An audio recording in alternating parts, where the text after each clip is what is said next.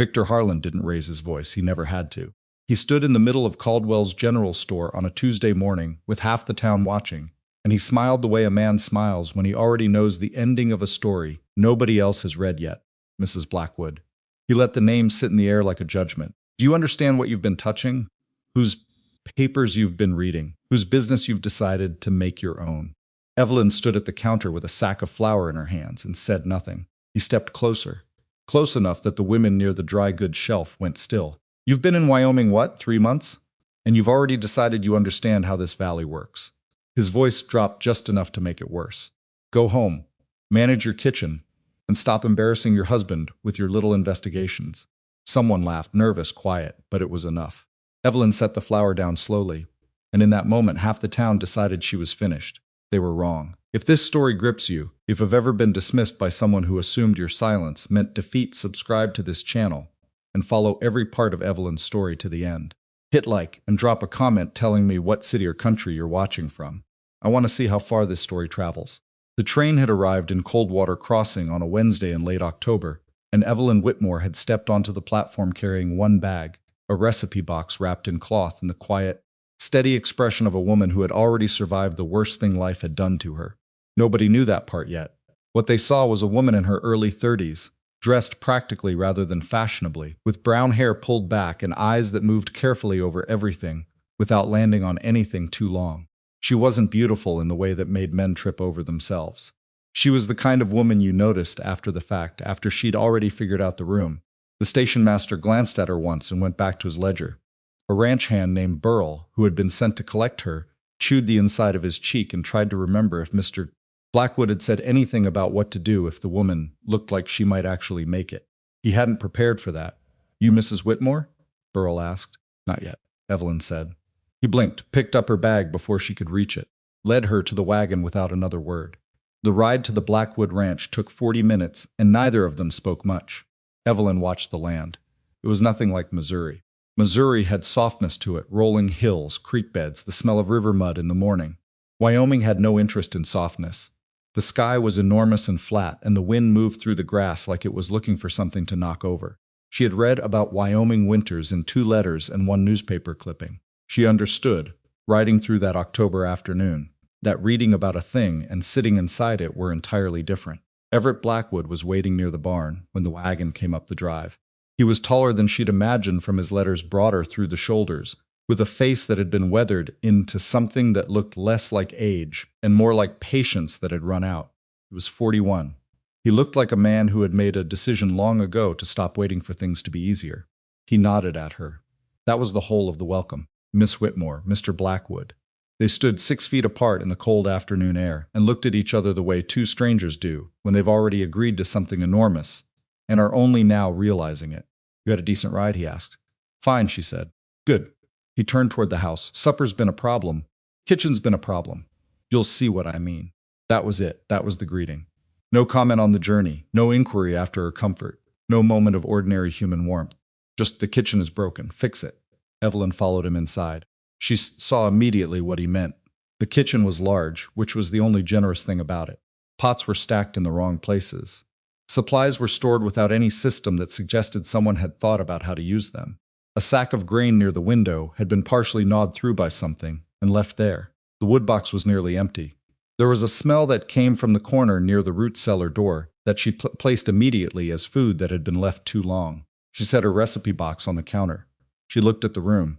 Evelyn Whitmore had grown up in a household where her mother ran a farmstead with 7 children, seasonal workers, and whatever the land gave them that year.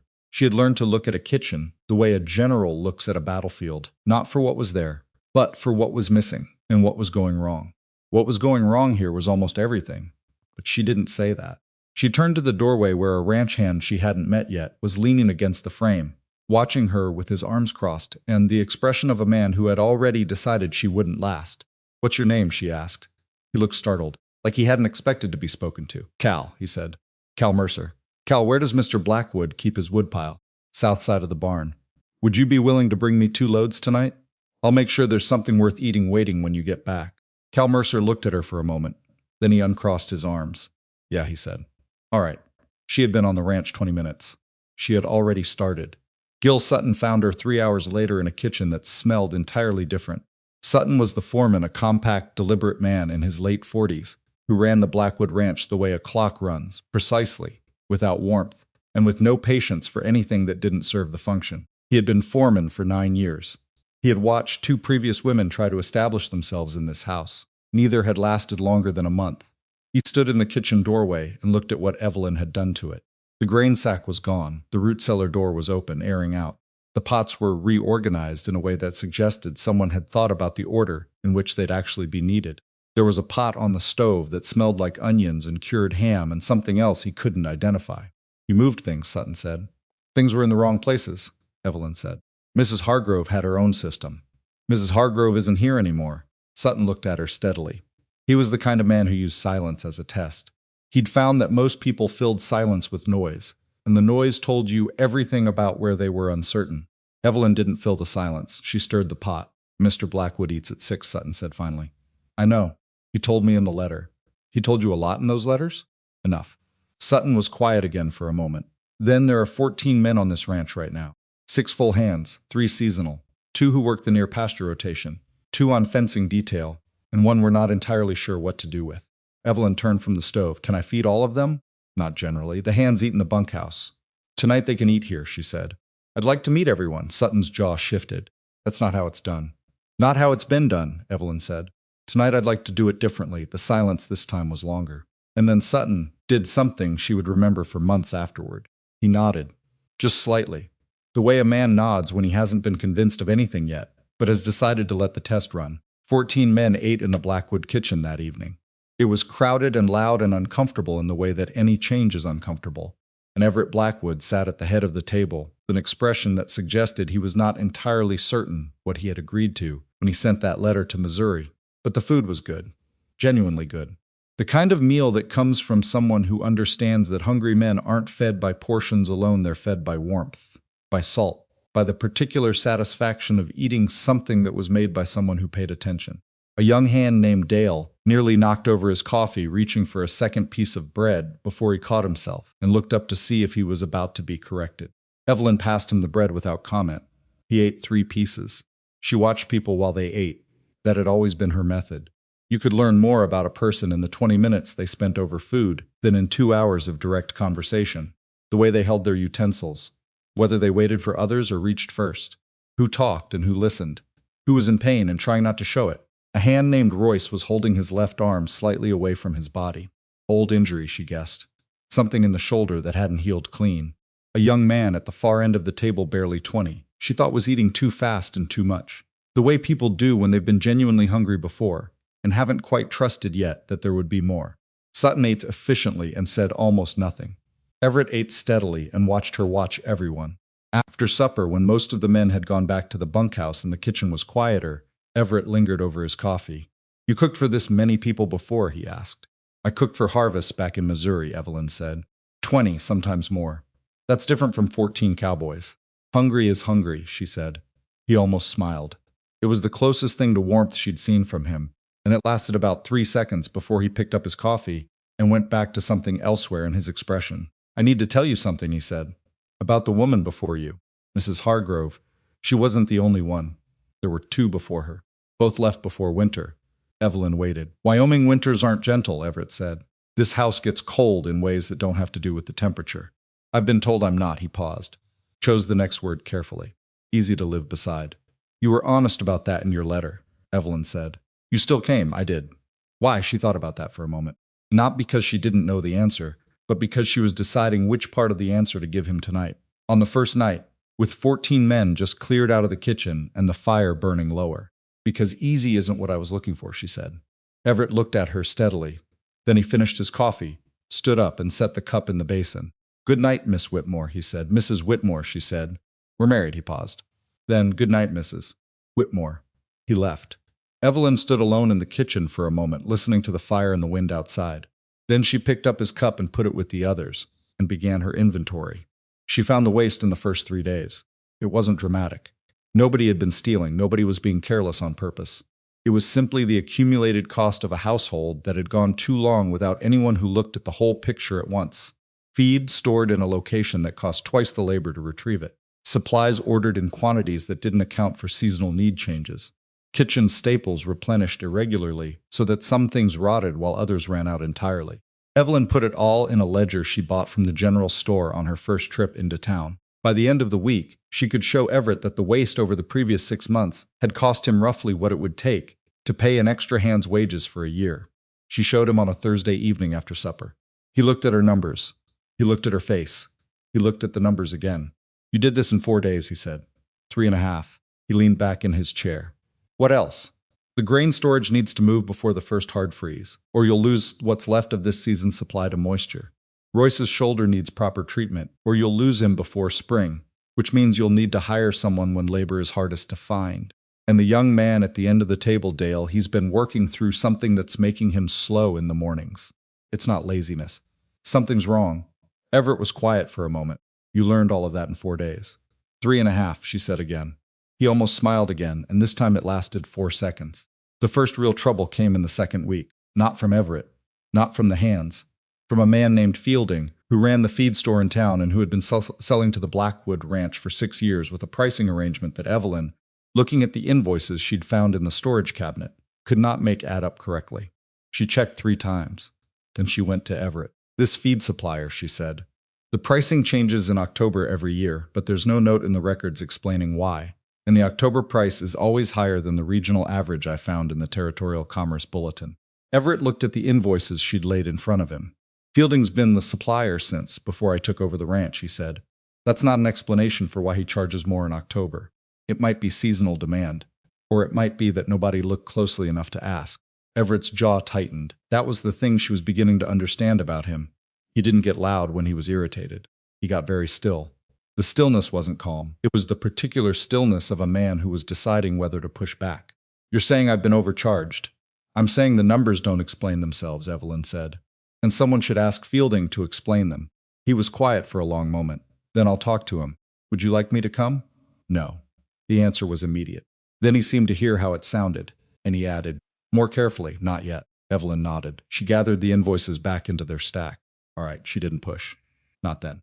She understood the particular patience that was required when a man had run things his own way for a long time and someone was suggesting, gently but persistently, that there might be a better way to look at them. But she kept her ledger, and she kept her eyes open.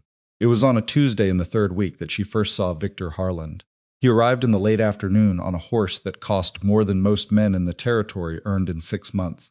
He dressed the part not in the showy way of someone trying to impress, but in the quieter way of someone who had been wealthy, long enough that good clothes were simply what clothes looked like.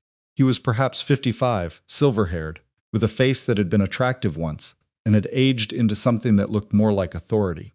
He smiled easily. He moved easily. He was one of those men who fill a room without doing anything particular to fill it. Everett met him in the yard. Evelyn watched from the kitchen window. She couldn't hear the conversation. She saw the handshakes, the gestures toward the north pasture, the comfortable body language of 2 men who had known each other long enough to have an established rhythm. Harland laughed at something. Everett almost smiled. Then Harland glanced toward the house, just once, brief. The way a man glances at a thing he's already decided isn't relevant. Evelyn stepped back from the window. She had learned in the years since Missouri to pay attention to exactly that kind of glance. Harland came inside for dinner. It wasn't an invitation Evelyn had expected. Everett simply appeared in the kitchen and said, "Harland's staying."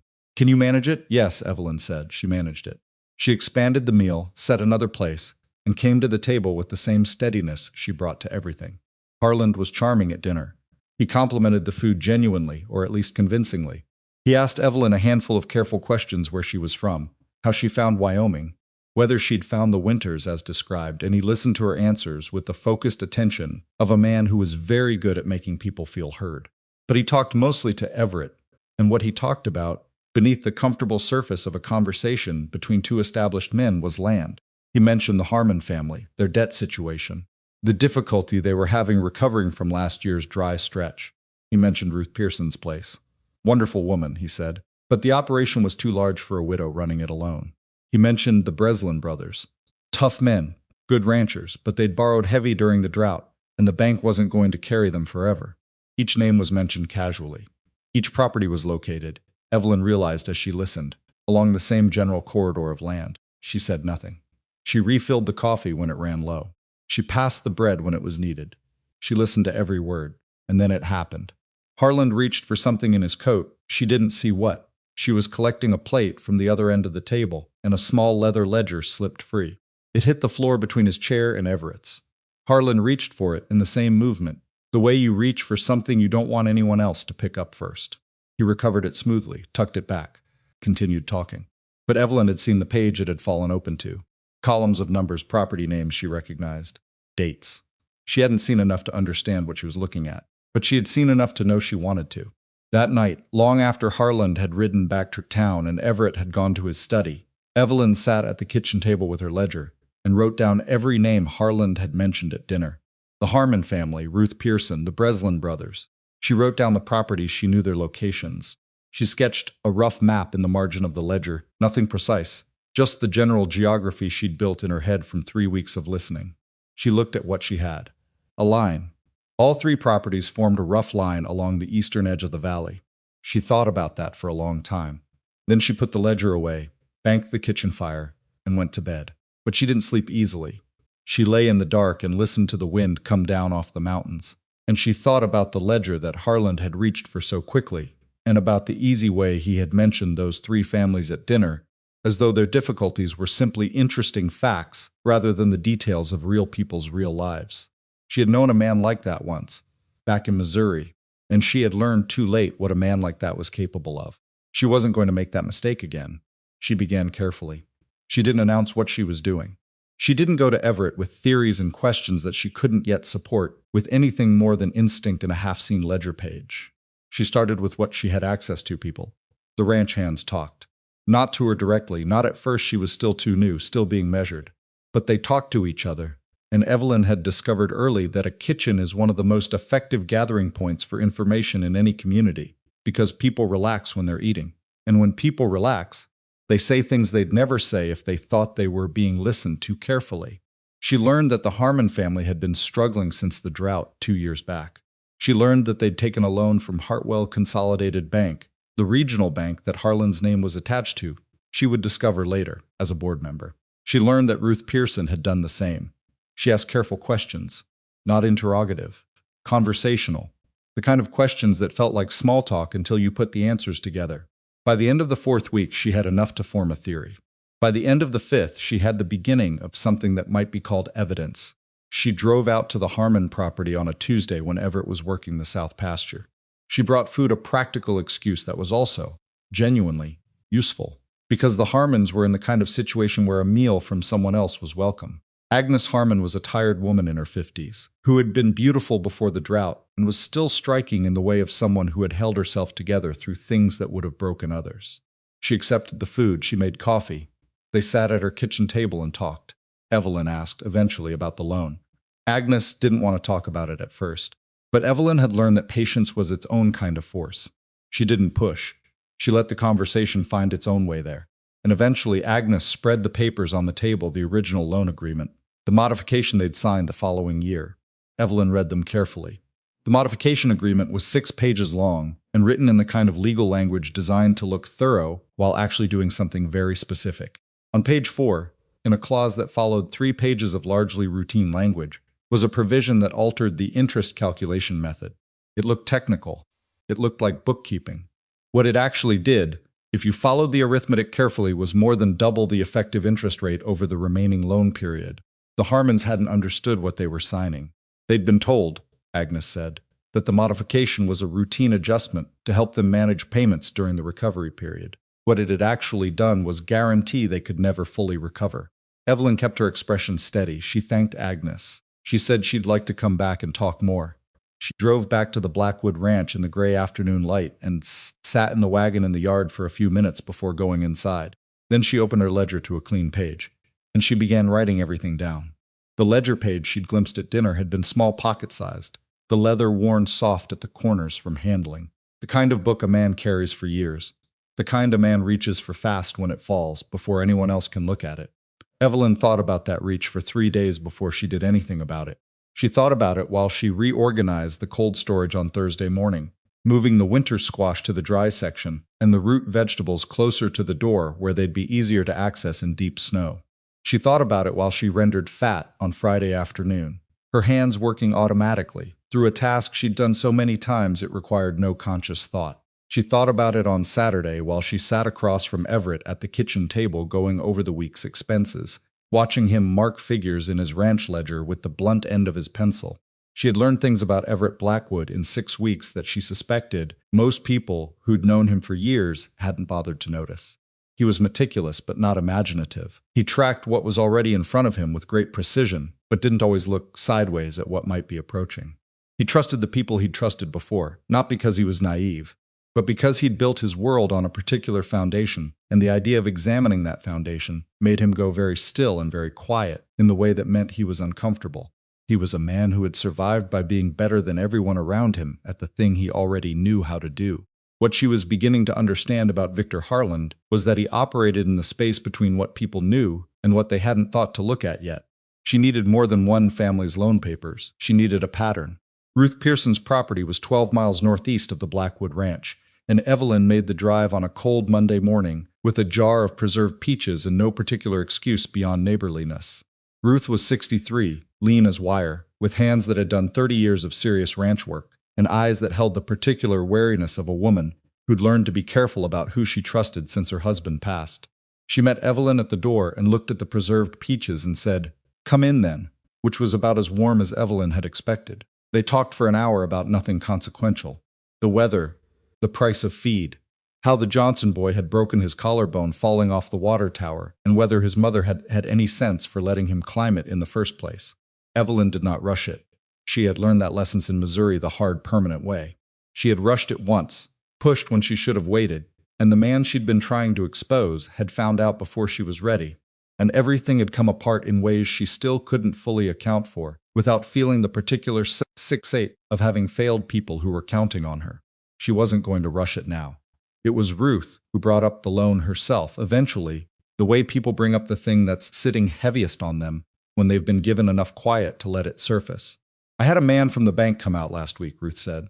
She was looking at her coffee cup. "Third time this year. What does he want?" "The same thing they always want." Ruth's jaw was tight. "He says I'm behind on the modified terms. I told him I'd been making my payments. He shows me this paper." She stopped, got up, went to a tin box on the shelf above the stove and came back with a folded document. Set it on the table. "Says I'm behind according to this." Evelyn picked it up. It was a modification agreement. 6 pages, same format as the Harmon, same dense language, same routine-looking clauses in the early sections. She turned to page 4. There it was. Not identical language, slightly different wording, different arrangement of the paragraph, but the same mechanism. The same alteration to the interest calculation buried inside language about payment scheduling. "Did someone from the bank explain this section to you when you signed?" Evelyn asked. The loan officer said it was standard. Said it was just how they restructured things during the recovery period.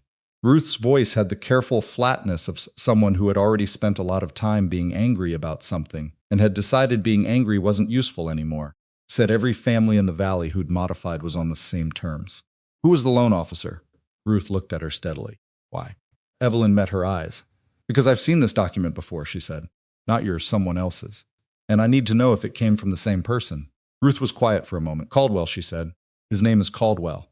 Operates out of Hartwell's main branch in town." Evelyn wrote the name in the small notebook she'd taken, to carrying in her coat pocket. She wrote it carefully. The way you write something you already know is going to matter. She found the Breslin brothers on her own, no introduction, no social call. Just a direct drive out to their spread on a Wednesday afternoon, because she'd heard enough at the Blackwood kitchen table to know they were close to the edge of something they weren't talking about openly. Thomas Breslin answered the door, looking like a man who'd been awake for 30 hours and hadn't decided yet whether that was going to change.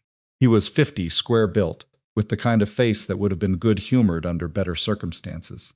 His brother Clement was somewhere behind him, moving around in the kitchen, and the whole inside of the house had the particular disorder of 2 men who were managing everything and handling nothing.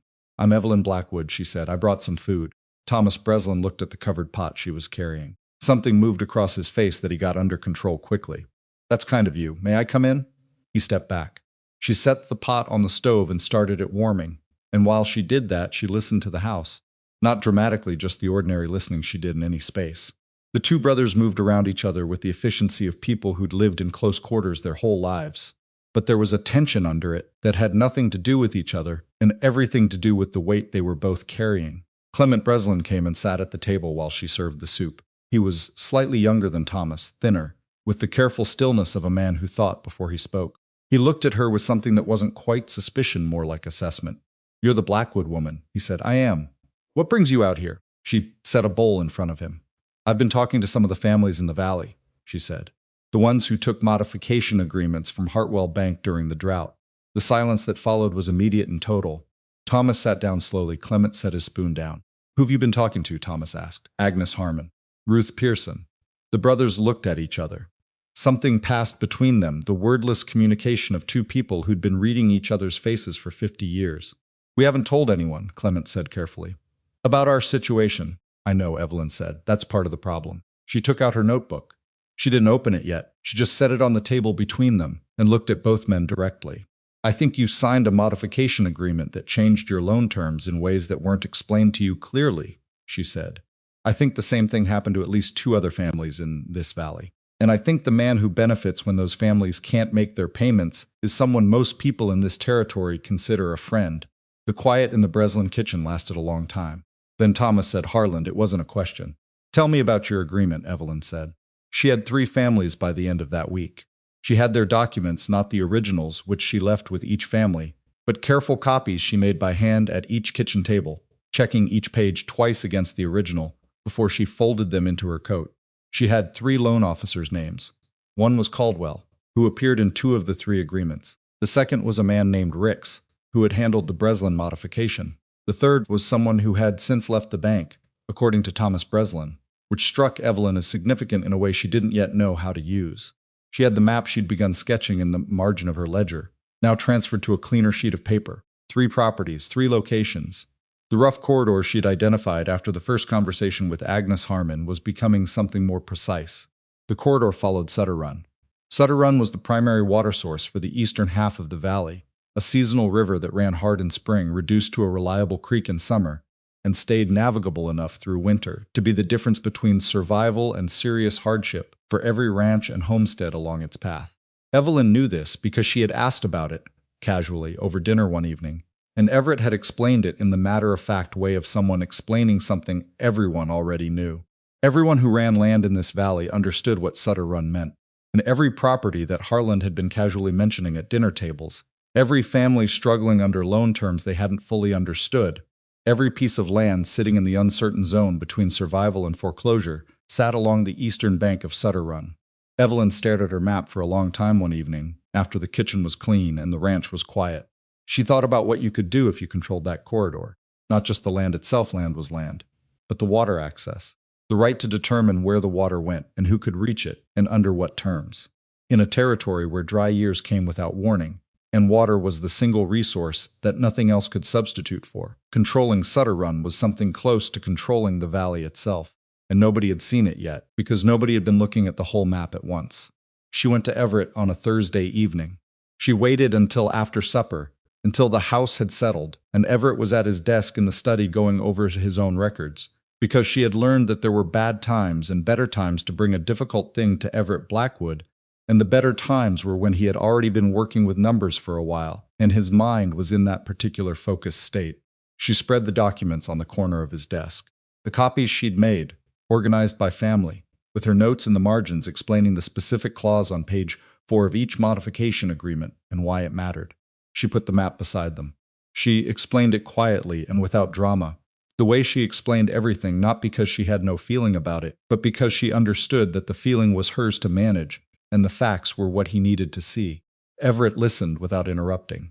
He was good at that. One of the things she'd come to respect about him was that when he was taking something in, he actually took it in, rather than preparing his response while she was still talking. He looked at the documents. He looked at the map. He went back to one of the documents and read a section carefully. Then he put it down.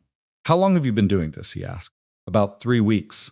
You've been going to neighbors' properties without telling me." "Yes." "Talking to people about their financial situations." "Yes." His jaw tightened. The stillness came that particular Everett Blackwood. Stillness that she'd learned meant he was working hard to stay measured about something that was pulling him toward being unmeasured. "Harland has been a business associate of mine for 8 years," he said. "I know that. He's helped this ranch through 2 rough stretches. I know that too. And you're telling me he's been systematically defrauding families in this valley through their loan agreements. I'm telling you that 3 families have modification agreements with the same problematic clause, processed through the same bank where Harlan sits on the board, and that the properties are all positioned along Sutter Run. She kept her voice even. I'm not telling you what to conclude. I'm showing you what I found. Everett looked at her. Not the quick glance she'd gotten used to, the checking glance, the measuring glance, a longer look. This isn't your business to investigate, he said. She felt something harden in her briefly, and then she let it go. She had expected this. She had prepared for it. Those families are losing their land, she said. Agnes Harmon has been making payments she can barely afford, and she's still falling behind because the clause changes how the interest compounds. Ruth Pearson has a bankman coming to her door every few weeks. The Breslin brothers are 40 days from a foreclosure proceeding. She paused. Tell me whose business it is to notice that. He didn't answer. I didn't go looking for this, she said more quietly. I went to return a casserole dish to Agnes Harmon, and she had the papers on the table when I walked in. I recognized what I was looking at because I've seen documents like it before. In Missouri. That last sentence landed differently than the rest. Everett looked at her. She hadn't told him about Missouri, not in any detail. She'd told him she came from a farming family, that she'd managed a household, that she was practical. She hadn't told him why she was practical in this particular way. He seemed to feel the weight of something unspoken there, even if he didn't ask about it yet. You need more than 3 families, he said finally. It was the first thing he'd said that engaged with what she was actually presenting, rather than the fact that she was presenting it.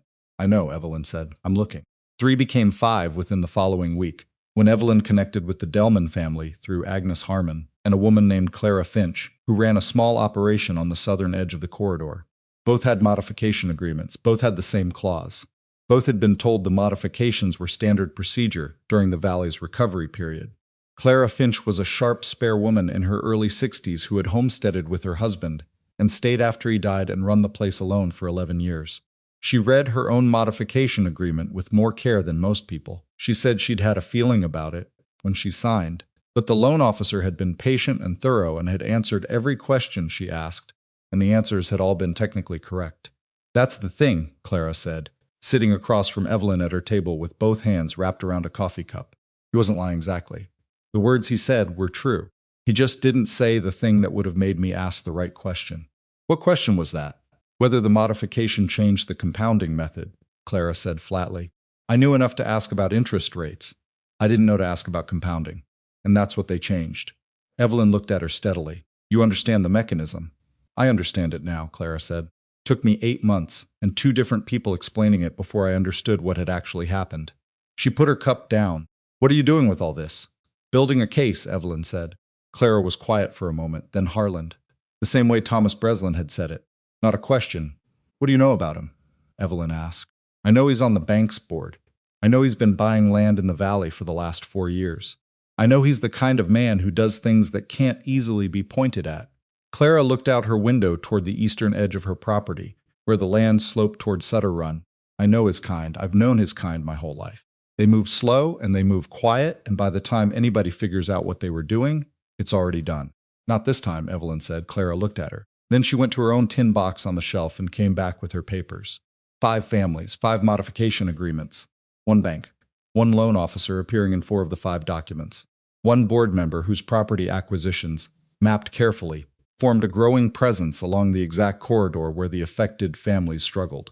Evelyn sat with Everett again on Sunday evening and laid out the expanded picture. She said nothing about how he'd responded the first time. She simply presented what was new, connected it to what she'd shown him before, and let him work through it. He was quiet longer this time. He looked at the map, her map, now with 5 marked properties instead of 3, each one tagged with the family name and the date of their modification agreement. Sutter Run, he said. Yes. He traced the corridor with 1 finger. Didn't say anything. If those 5 properties went through foreclosure, Evelyn said carefully, and were acquired through the bank's standard recovery process, which is what happens when a loan goes bad and the bank forecloses, who would they most naturally be offered to? Everett's hand went still on the map. He knew the answer. She could see him knowing it. The bank typically works with established buyers first, he said. People who've done business with them. People who sit on the board, Evelyn said. The silence stretched. I need to talk to a lawyer, Everett said. It was the first time he'd said anything that moved toward action rather than away from it. I know someone, Evelyn said carefully. Marcus Hewitt in Cheyenne. He handles contract law. I've heard of his work.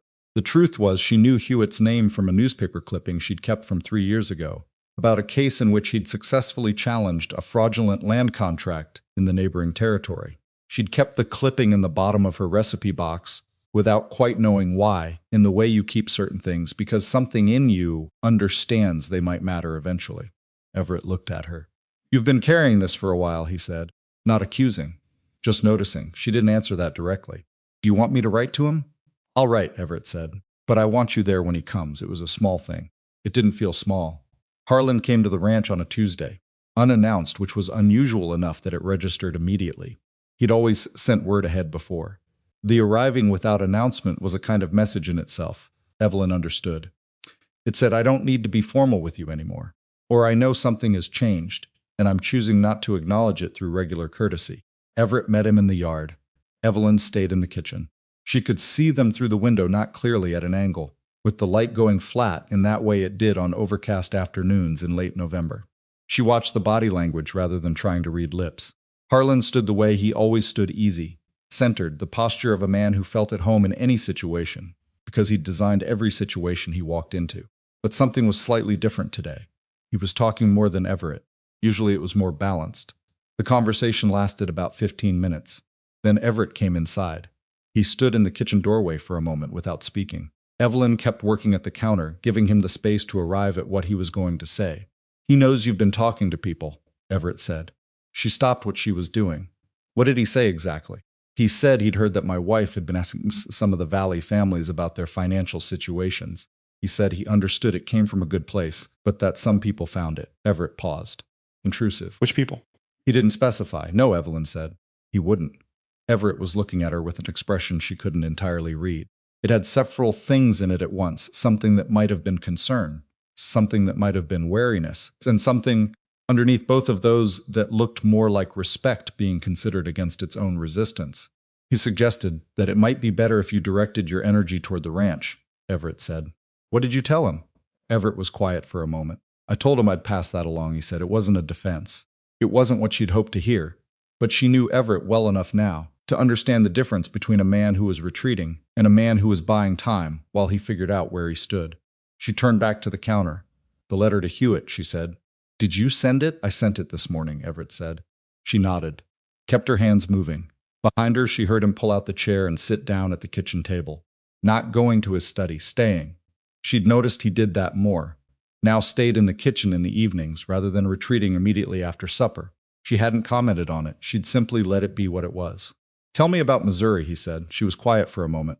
Not because she didn't want to answer. She'd known this question was coming, had been waiting for it since she'd mentioned Missouri in the study.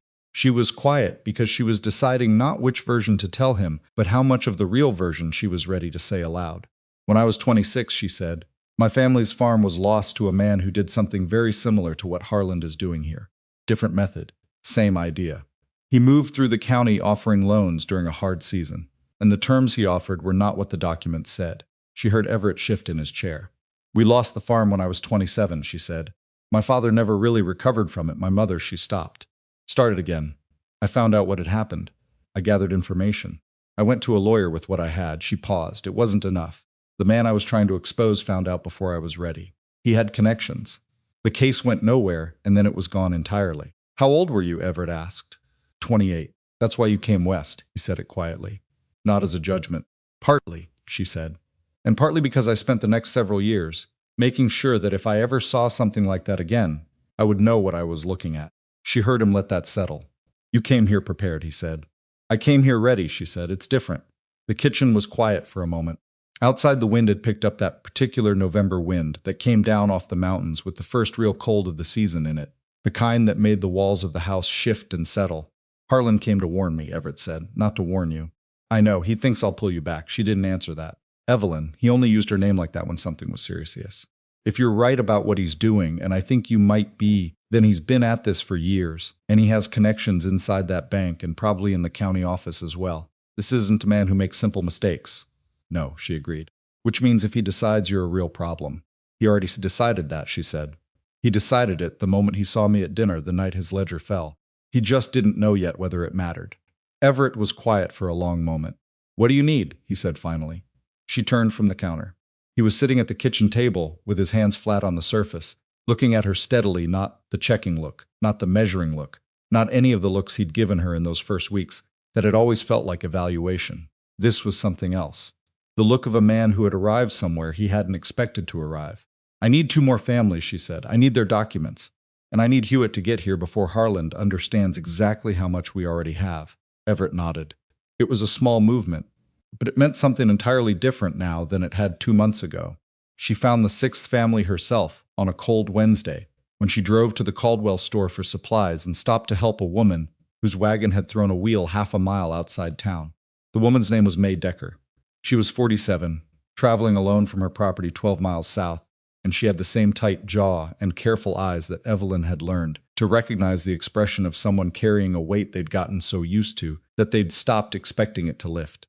They fixed the wheel together in the cold, neither of them talking much, both of them just working. Afterward, May said, "You're the Blackwood woman." "I am. I've heard about you. What have you heard?" May looked at her directly. "That you ask questions." "I do," Evelyn said. May was quiet for a moment. "Then I have papers I don't understand." Evelyn looked at her. "Come to the ranch," she said. "Tomorrow. I'll make coffee." May came. She had her modification agreement in a cloth bag she'd been carrying since she signed it. The way you carry a thing you don't trust yourself to leave anywhere. 6 pages, page 4, same clause, same Caldwell on the signature line. 6 families. Evelyn sat at her kitchen table that evening, after May had gone home, and Everett had gone to his study, and the ranch was quiet around her, and she spread everything out on the table and looked at all of it. 6 modification agreements, a map with 6 marked properties in a clear corridor along Sutter Run.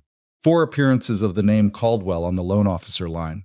2 years of property acquisition records she'd pieced together from the county notice board and the Territorial Commerce Digest, showing Harlan's gradual accumulation of land in the valley. The newspaper clippings she'd kept since before she left Missouri about Marcus Hewitt and what he'd done in the neighboring territory. She hadn't failed this time. She hadn't moved too fast. She hadn't let herself be startled into action before she was ready. She was ready now. And somewhere between the ranch and the town, Victor Harland was beginning to understand that the woman he'd dismissed with a single glance at a dinner table had spent the last 2 months building something he was going to find very difficult to walk away from. Outside, the first serious snow of the season was beginning to fall. The snow that had started falling on the night Evelyn spread her 6 families' documents across the kitchen table did not stop for 3 days.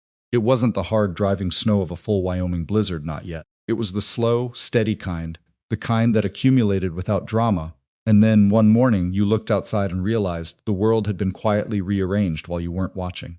By Friday, the road into Coldwater Crossing had 6 inches on it. By Saturday morning, the ranch hands were working double hours, keeping the water troughs clear and the barn doors swinging. Everett moved through the extra work the way he moved through everything steadily, without complaint, with the competence of a man who had done this particular kind of hard thing enough times that it no longer surprised him. But Evelyn noticed that he checked the study window twice that morning, looking toward the road, the way you check for something you're expecting and aren't sure will come. Hewitt had written back within 10 days of Everett's letter. He was coming. He'd named a date the 15th and said he'd need to review original documents, not copies, and that the families would need to be prepared to speak with him directly. The 15th was 4 days away. The snow had other ideas. Harland moved on a Wednesday. Evelyn found out about it sideways, the way she found out about most things, not through direct confrontation, but through the accumulation of small pieces that arrived from different directions. Cal Mercer came in from the south fence line at midday and stopped in the kitchen doorway, still wearing his coat, with an expression that meant he'd heard something and wasn't sure if it was his place to say it. "Speak," Evelyn said, without looking up from the bread she was working. Cal pulled off his hat. "I rode past the Breslin property this morning, going the long way because of the drifts on the east road." He paused. "There was a man there, from town. I've seen him before. He works for Hartwell Bank." Evelyn's hand slowed. "Was Thomas there?" "Both of them, standing outside. The bank man had papers." She looked up. Cal had been on the Blackwood Ranch for 3 years. He was 22, quick-minded, and had the particular quality she'd come to value most. In the people around her, he noticed things, and he reported them straight, without editorializing or leaving out the parts he thought might be uncomfortable. "Which direction did you come from?" she asked. "South Road." "Could you get back to the Breslin property today, before dark?" Cal looked at the window, calculating. "If I leave in the next hour." "Then go," she said. "Don't say anything to anyone else first. Just go past the property. See if the bank man is still there." Come back and tell me." He left without asking why. Evelyn covered the bread dough and went to find Everett. He was in the barn. She walked through the cold without her coat because she'd left the house faster than she'd intended. And the cold hit her immediately, the sharp, airless cold of a Wyoming December that had nothing in common with Missouri winter, which was wet and heavy and miserable in a different way. This cold was dry and absolute, like stepping into a room where all the warmth had simply been removed. Everett was working on a harness that had split at one of the buckle points. He looked up when she came in, registered the absence of her coat, and immediately took off his own and held it out. "I'm fine," she said. "Take it," he said. She took it. It was warm from him, the particular warmth of something that has been worn by someone working, and she pulled it around her shoulders without comment. "Harlan sent someone to the Breslins," she said, "today, with papers." Everett set down the harness. "Cal saw him on the South Road this morning," she said. "I've sent Cal back to check whether he's still there." "What kind of papers? I don't know yet. But Thomas told me 40 days ago they were 40 days from a foreclosure proceeding." She looked at him steadily. "That's today, Everett." He was quiet for a moment, the particular quiet of a man doing arithmetic in his head. "If Harlan is moving on them now," he said slowly. "He knows we've been talking to people. He knows we're building something. And he's decided to move the timeline before we're ready." Yes. "Hewitt doesn't get here until the 15th. "I know," he looked at her. Something moved through his expression that she didn't see often, not the stillness, not the controlled, careful composure he carried like a second skin. Something more unguarded than that. "What do you want to do?" he asked. She'd thought about it for the 11 minutes it had taken her to find him in the barn. "I want to go to the Breslins tonight," she said. "Before whatever Harlan's man offered them has time to sit and seem like the only option. The road's getting worse." "I know the road." "You've been on it in good weather," he said. "Not in a December storm." "Then come with me," she said. He looked at her for a long moment. Then he started putting on his other coat. Cal came back at 3 in the afternoon with the news that the bankman had left the Breslin property around noon, and that Thomas Breslin had been standing in his doorway watching him go with the expression, Cal said, of a man who'd just been told something he didn't want to have to think about. They left for the Breslin property at 4, before the light was completely gone, with food packed in a crate and extra blankets, and enough feed for the horses to manage an overnight stay if the roads closed behind them. Sutton watched them load the wagon from the barn doorway with the expression of a man who thought this was not a sensible plan, and had calculated that saying so was not going to change anything. "If it gets worse," he said, when Everett came back for the last crate, "you don't push through it." "I know how a storm works, Gil," Everett said. "I know you know. I'm saying it anyway." Evelyn climbed up to the wagon bench. The cold settled immediately through her coat and her layers and made itself comfortable, the way Wyoming cold did, not asking, just arriving. The drive took almost twice as long as it should have. The road was soft and treacherous in ways that weren't always visible until the wheel dropped into a rut hidden under fresh snow, and twice Everett had to stop and assess before continuing. Neither of them talked much during the drive. There wasn't room for conversation alongside the concentration the road required. But at some point in the second hour, Everett reached over without looking at her and adjusted the blanket across her knees, tucking the edge more firmly against the cold, and then put his hand back on the reins. She didn't say anything, neither did he. Thomas Breslin opened the door before they reached it, which meant he'd been watching the road.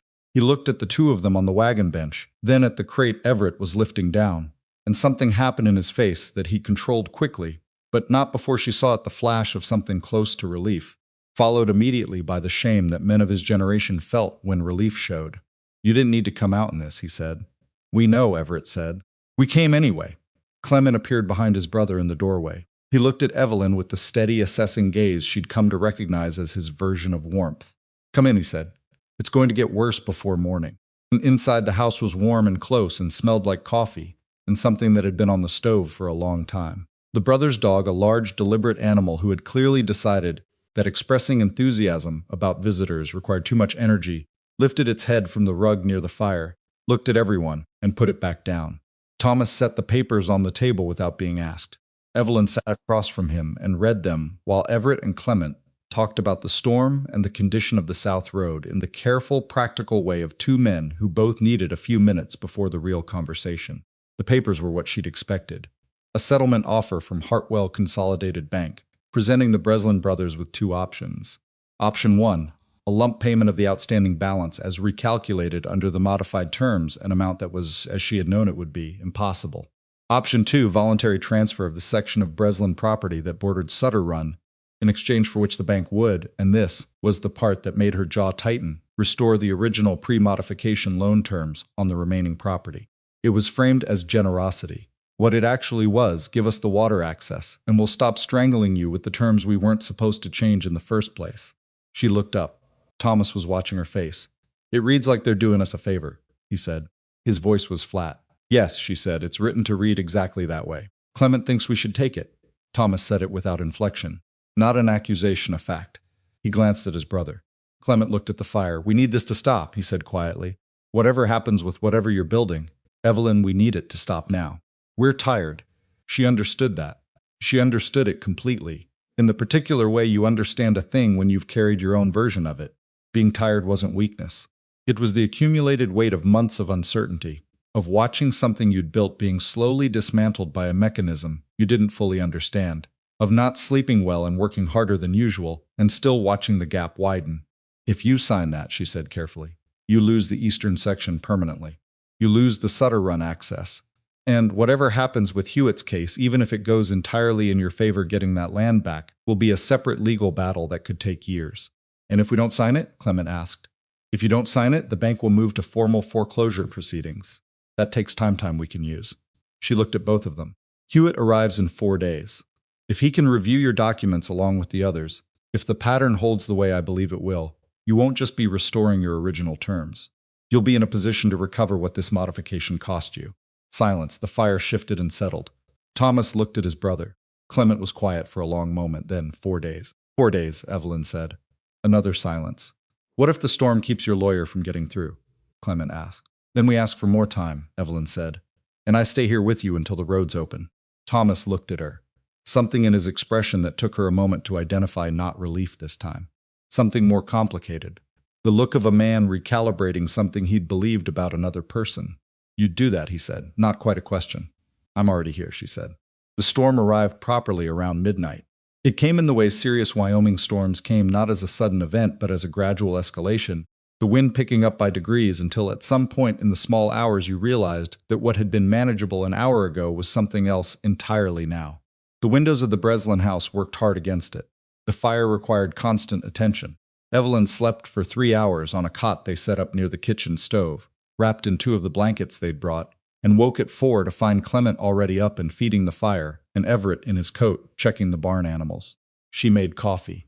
That was the thing about hard situations, they still required coffee, still required foods, still required the ordinary maintenance of ordinary life. And there was something grounding about that. Something that kept the fear from becoming the only thing in the room. By morning, the snow was past the bottom of the doorframe. We're not going anywhere today, Thomas said, looking out the window at a world that had been reduced to white in every direction. No, Everett agreed. They worked. All of them the brothers. Everett, Evelyn working through the day in the practical divided way of people who understand that survival in a serious storm is a collective project. Animals needed water broken from ice. The roof of the smaller outbuilding needed someone to clear the snow accumulation before the weight became a problem. Wood needed to be moved from the outdoor pile to the covered porch before the outdoor pile disappeared entirely. Evelyn cooked. Not because cooking was her assigned role, but because she was good at it and it was useful, and the 3 men doing the outside work needed to come inside to something warm at regular intervals. Somewhere in the middle of that first full day, in the brief period in the afternoon, when all 4 of them were inside at the same time eating soup and thawing out, Thomas Breslin said something that had clearly been working its way toward the surface for a while. My father homesteaded this place, he said. 1847, before the territory was organized. He broke that eastern section himself, him and 1 hired man in 2 seasons. He looked at his soup. We were born here, Clement and me. Neither of us has ever lived anywhere else. Nobody said anything. I couldn't figure out how to tell him, Thomas continued. Quieter now, if we'd lost it. He's been gone 12 years, but he stopped. Started again. It sounds foolish, it doesn't, Evelyn said. Thomas looked at her. The things we carry from the people we've lost aren't foolish, she said. They're the reason we fight for things that are hard to fight for. The room was quiet for a moment. Clement was looking at the table. When he looked up, his eyes were dry, but only because he was working at it. 4 days, he said again, firmer this time. 4 days, Evelyn confirmed. On the second night, Everett told her about his first wife. It wasn't planned. They were sitting at the Breslin kitchen table after the brothers had gone to sleep. Both of them, too, wound up from the day to rest, yet the fire burning lower and the storm still moving outside. And Everett said, her name was Iris. Evelyn looked at him. He was looking at the fire. He had the expression of a man who has started a sentence he hadn't entirely planned and is now deciding whether to finish it. She came out here with me when I first started the ranch, he said. Before the house was properly finished, before most of it, he paused. She was practical, more than people gave her credit for. She'd grown up on a working farm in Ohio and she knew how to do hard things. What happened to her? Evelyn asked quietly. Winter, he said. Our third winter here. She got sick in December. The kind of sick that starts manageable and then one morning it isn't. The road was bad, not as bad as this, but bad enough that by the time I got the doctor out, he stopped. He said there wasn't much he could have done even if he'd arrived earlier. I've never entirely believed that. I'm sorry, Evelyn said. He nodded slightly. After that, I decided the ranch would run on systems, he said. Better preparation, better planning. If I could control the variables, I could prevent the things that he paused. I thought that for a long time. You still think it somewhat, she said. I still think it somewhat, he agreed. Almost a wry acknowledgement. It's not entirely wrong. No, she said, it's not. He looked at her then. The firelight was low and uneven, and in it his face had less of the controlled composure she was used to, and more of the man underneath, older looking, in some ways, younger in others. In Missouri, he said, the man who took your family's farm. What happened to him? She'd known he'd come back to it. He kept doing it, she said. Different county, different families. I heard about it for years afterward. She kept her voice steady. The worst part wasn't losing the farm. The worst part was knowing he'd done it before and was going to keep doing it, and I hadn't been able to stop it. Everett was looking at her. That's why this matters to you the way it does, he said. Yes, it's not just Harland. It's never just one man, she said. It's the pattern. It's the mechanism. It's the fact that it works because it's complicated enough that most people can't see the whole shape of it at once. She looked at her hands on the table. But I can. I've been able to since I was 28 years old and spent 2 years understanding exactly how the man who took my family's land had done it. Silence. Outside, the wind worked at the house in long, sustained pushes. You're the most prepared person I've ever met, Everett said. Not as a compliment exactly. More as a statement of something he was still working out how he felt about. I was unprepared once, she said. I couldn't afford to stay that way. He was quiet for a long moment. Then he said, I wrote to Hewitt about the Breslin documents, too. Before we left, I sent Cal with the letter. She looked at him. I figured if we were here, he said, it would save time. She looked at him for a moment longer. That was good thinking, she said. You would have thought of it. I did think of it, she said. I just hadn't said it yet. Something shifted in his face, the wry, almost smile that she realized. Started looking for in conversations the way you look for a landmark when you're learning a new road. Get some sleep, he said. The storm's going to need managing tomorrow, too. The storm broke on the third morning. Not all at once, nothing in Wyoming happened all at once. But the wind dropped significantly between 4 and 6 in the morning, and by the time the light came up, the snow had stopped, and the sky had that particular cleared quality that comes after a serious storm has spent itself. Evelyn stood at the Breslin kitchen window and looked at a world that was entirely white and very still, and felt the particular complicated feeling of having come through something. She heard Everett behind her. Roads will be passable by afternoon, he said, if the temperature stays up. Hewitt arrives on the 15th, she said. That's tomorrow. I know, she turned. We need to get back.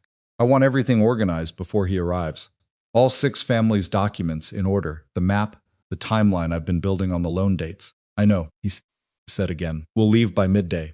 Thomas Breslin came in from outside with snow on his coat and the slightly stunned expression people get when they've been through something they were afraid might break them, and it didn't. Roads look manageable, he said. We'll head back after we've helped clear your path to the barn, Everett said. Thomas nodded. Then he looked at Evelyn.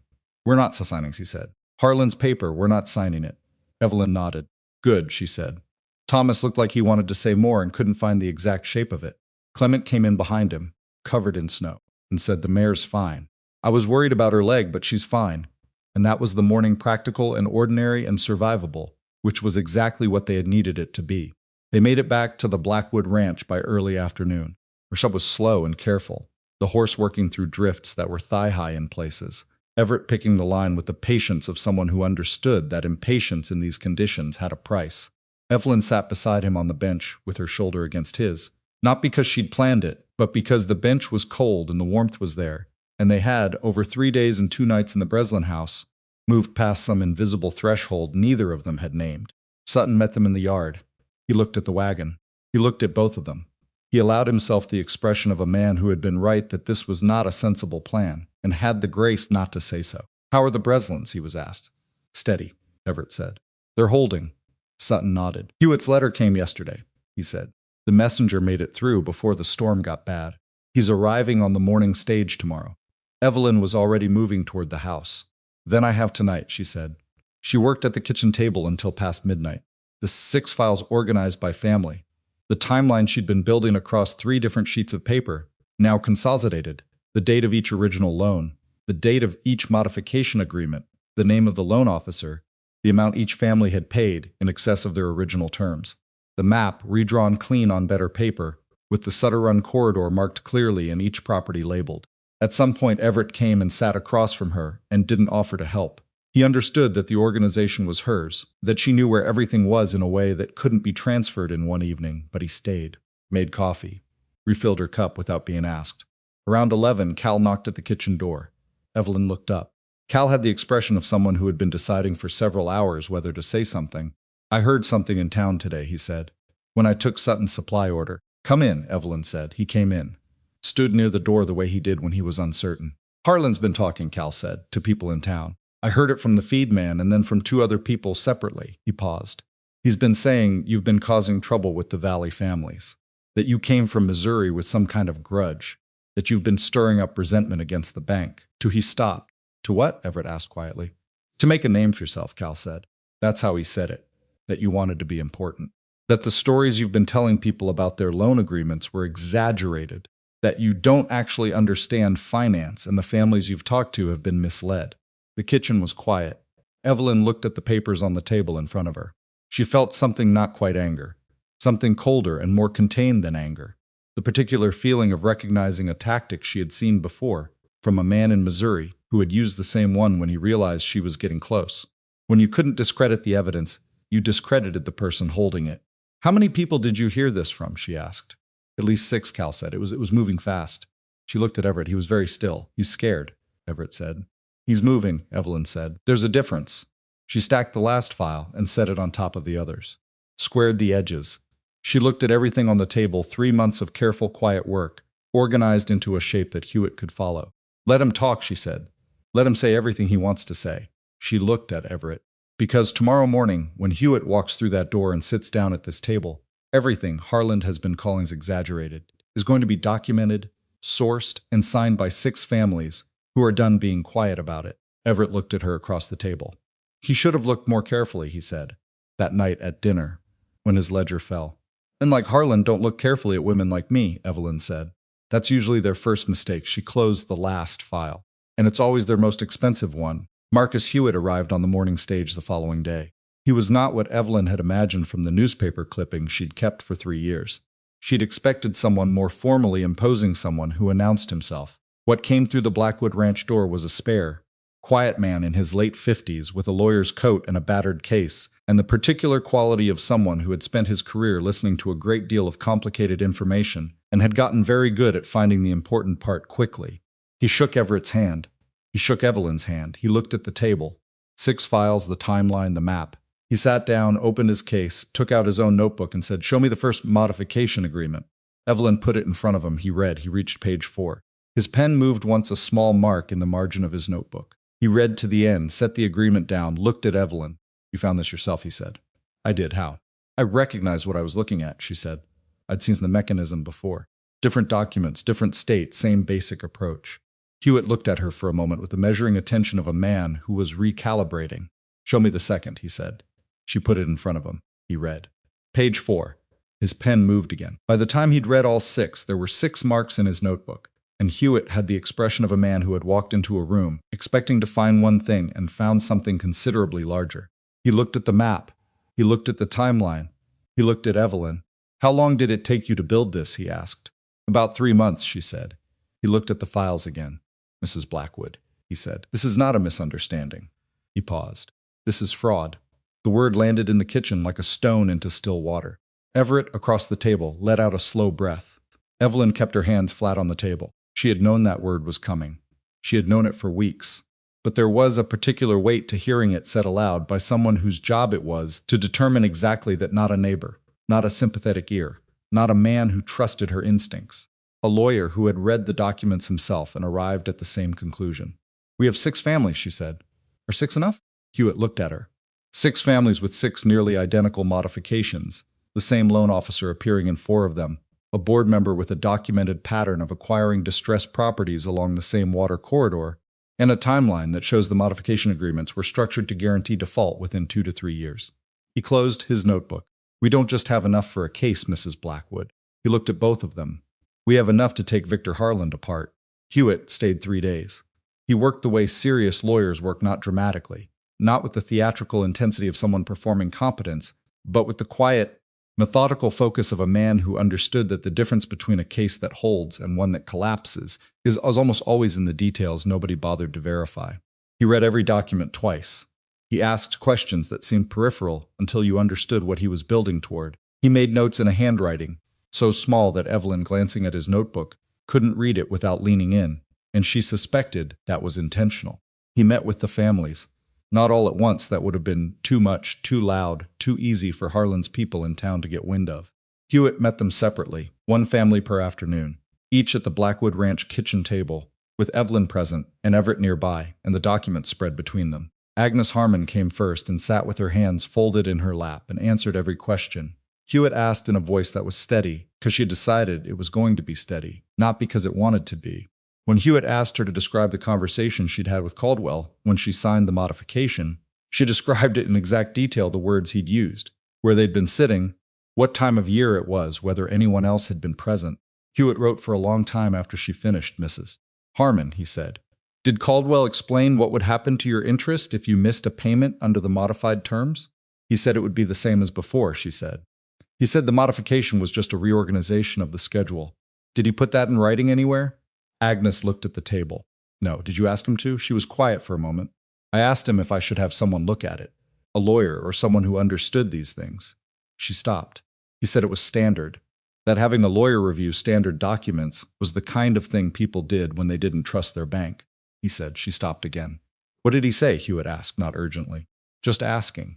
"He said the families that were recovering fastest were the ones that moved quickly on the modification. That hesitating was the thing that was hurting people." Agnes's jaw tightened. "He made me feel like asking questions was the problem." Hewitt wrote something. "That's helpful, Mrs. Harmon," he said. "That's very helpful." Agnes looked at Evelyn across the table. Something passed between them that didn't need words, the particular understanding of 2 women who had both, at different moments, been made to feel that paying attention was a character flaw.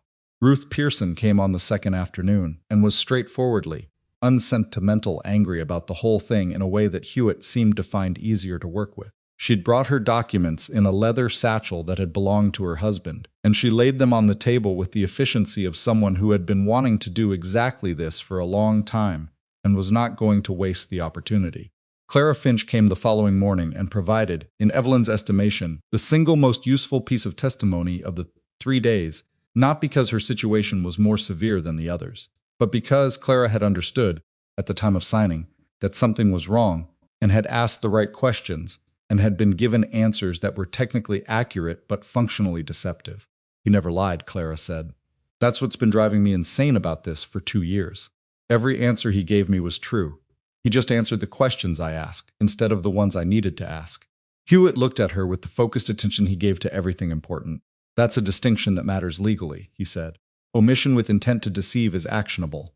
Can you recall the specific questions you asked and the specific answers he gave?" Clara could. She'd written them down afterward, she said, because something had felt wrong and she'd wanted a record. She produced a folded piece of paper from inside her satchel that she'd clearly been carrying for 2 years, waiting for a moment exactly like this. Hewitt took it carefully. "Read it." He looked at Evelyn over Clara's head. Evelyn saw the look. She recognized it. That was the piece they'd needed. The Breslin brothers came together on the 3rd morning, which Hewitt had expected and prepared for. They were quieter in a formal setting than they'd been in their own kitchen during the storm, both of them sitting with the careful posture of men who understood that what they said in this room was going to matter beyond this room. Thomas answered most of the questions. Clement added details at key moments, precisely the way he did everything. When Hewitt asked whether the bank had communicated with them since the settlement offer, Thomas reached into his coat pocket and produced a second letter he hadn't mentioned before. Newer. Dated 4 days ago. Another deadline, shorter this time, with language that was noticeably less generous than the first offer. "He's increasing the pressure," Hewitt said. "He's doing it because he knows something's happening," Evelyn said. "He's trying to close this before we're ready." Hewitt looked at the letter. Then at Thomas, "Don't respond to this, not yet. Not until I tell you to." Thomas nodded. He looked like a man who had been holding a weight at arm's length for a long time, and had just been told he could set it down briefly. "Is this going to work?" he asked, directly. The way men like Thomas Breslin asked things, no preamble, no softening.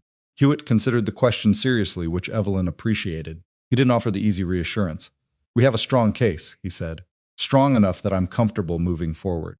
But I want to be honest with you, Harland will hire the best defense he can find, and the process will be uncomfortable. He'll challenge everything. He'll try to make this about you rather than him." Thomas looked at his brother. Clement looked back at him. "We know what this land costs," Clement said. "We can be uncomfortable." Hewitt left on the morning of the 4th day. He took copies of everything, the files, the timeline, the map, and left the originals with Evelyn, with specific instructions about how to store them and what to do if anyone came to the ranch asking about them. At the door, before he climbed into the wagon that would take him back to the stage, he turned to Evelyn and said, "When this is done, however it goes, you should know that what you built here is not a small thing. Most people who see what you saw walk past it." "I couldn't walk past it," she said. "I know," he said. "That's what I mean." He left. Everett came and stood beside her in the doorway, both of them watching the wagon move down the road. "Now we wait," he said. "Now we work," she said. "Waiting is for people who don't have a ranch to run." Looked at her sideways, the almost smile. "The grain storage," she said. "We still need to move it before the next hard freeze." He laughed. It was a small sound, brief, slightly rusty, the laugh of a man who hadn't used it as often as he probably should have. But it was real. "All right," he said, "the grain storage." Harlan's response arrived faster than Evelyn had expected. Not through Hewitt, not through any official channel. It arrived the way Harlan preferred things to arrive, sideways, through the social fabric of the valley, in the form of what people were saying to each other. Within a week of Hewitt's departure, the stories in town had sharpened. No longer was Evelyn simply someone who had been causing trouble with good intentions. Now the story was more specific and more damaging. She had come to Wyoming under false pretenses, some people were saying. She had targeted Evelyn Blackwood deliberately, a wealthy widower, knowing he would provide her with the resources and social standing to pursue her own agenda. The families she claimed to be helping were being manipulated, not assisted. She had convinced them to reject reasonable settlement offers that would have resolved their situations, in order to keep them attached to a legal case that served her ambition more than their welfare. Evelyn heard it from Cal, who heard it from 3 different men in town. She heard it from Agnes Harmon, who sent a note saying that someone she didn't name who had come to her property, suggesting that the bank's settlement offer had been a genuine opportunity, and that listening to Evelyn had been a mistake. She heard it, most painfully, from one of the seasonal ranch hands who repeated something he'd heard at the feed store without knowing he was repeating it to the person it was about. She didn't correct him. She thanked him for telling her and went back to what she was doing. The ugliest part of it came in the 3rd week of December, when a woman at the general store someone Evelyn had met twice, briefly, at community gatherings turned away from her at the counter. Not dramatically. Just turned. Pretended to be busy with something else until Evelyn had finished her purchase and left. It was such a small thing. It was not a small thing. She drove home from the store that afternoon with her hands steady on the reins and her jaw set, and something burning in the middle of her chest that she refused to name anger, because anger was too simple a word for what it actually was. She pulled up to the ranch, handed the horse to Cal without speaking, and went into the kitchen. She stood at the counter for a moment with her hands braced on the edge of it, not doing anything, just breathing through the particular feeling of being talked about by people who didn't know her. Then she started making dinner, because dinner needed making, because 14 men needed to eat, because she was not going to let Victor Harlan's campaign against her reputation take a single hour of her time that could be spent on something that actually mattered.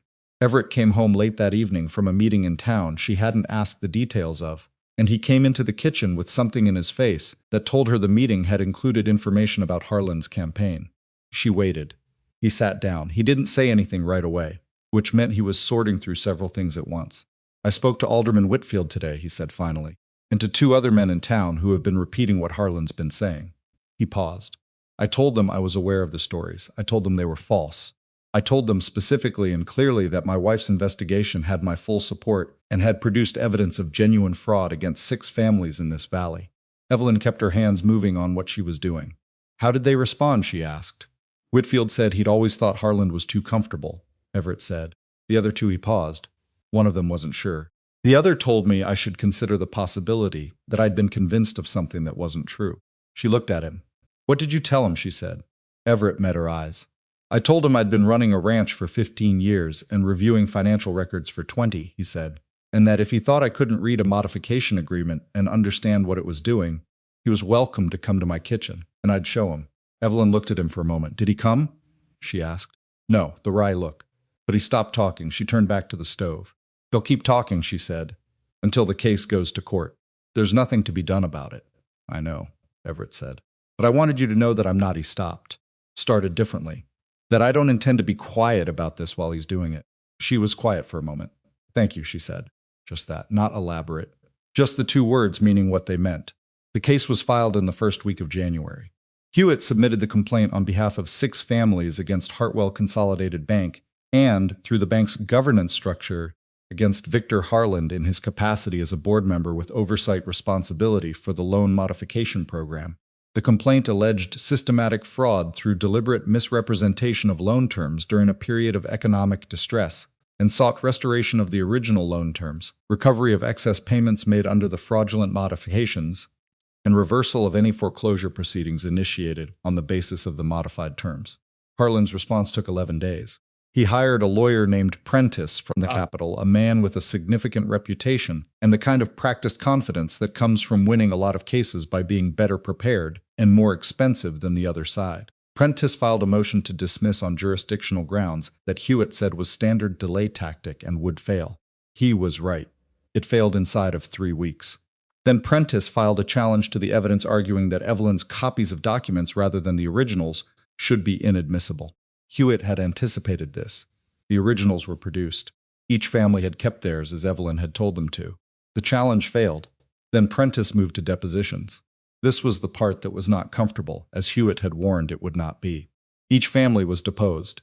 Each of them sat across from Prentice and his careful, expensive questions and described their understanding of the modification agreements they had signed, the conversations they'd had with bank representatives, the financial impact of the hidden clause.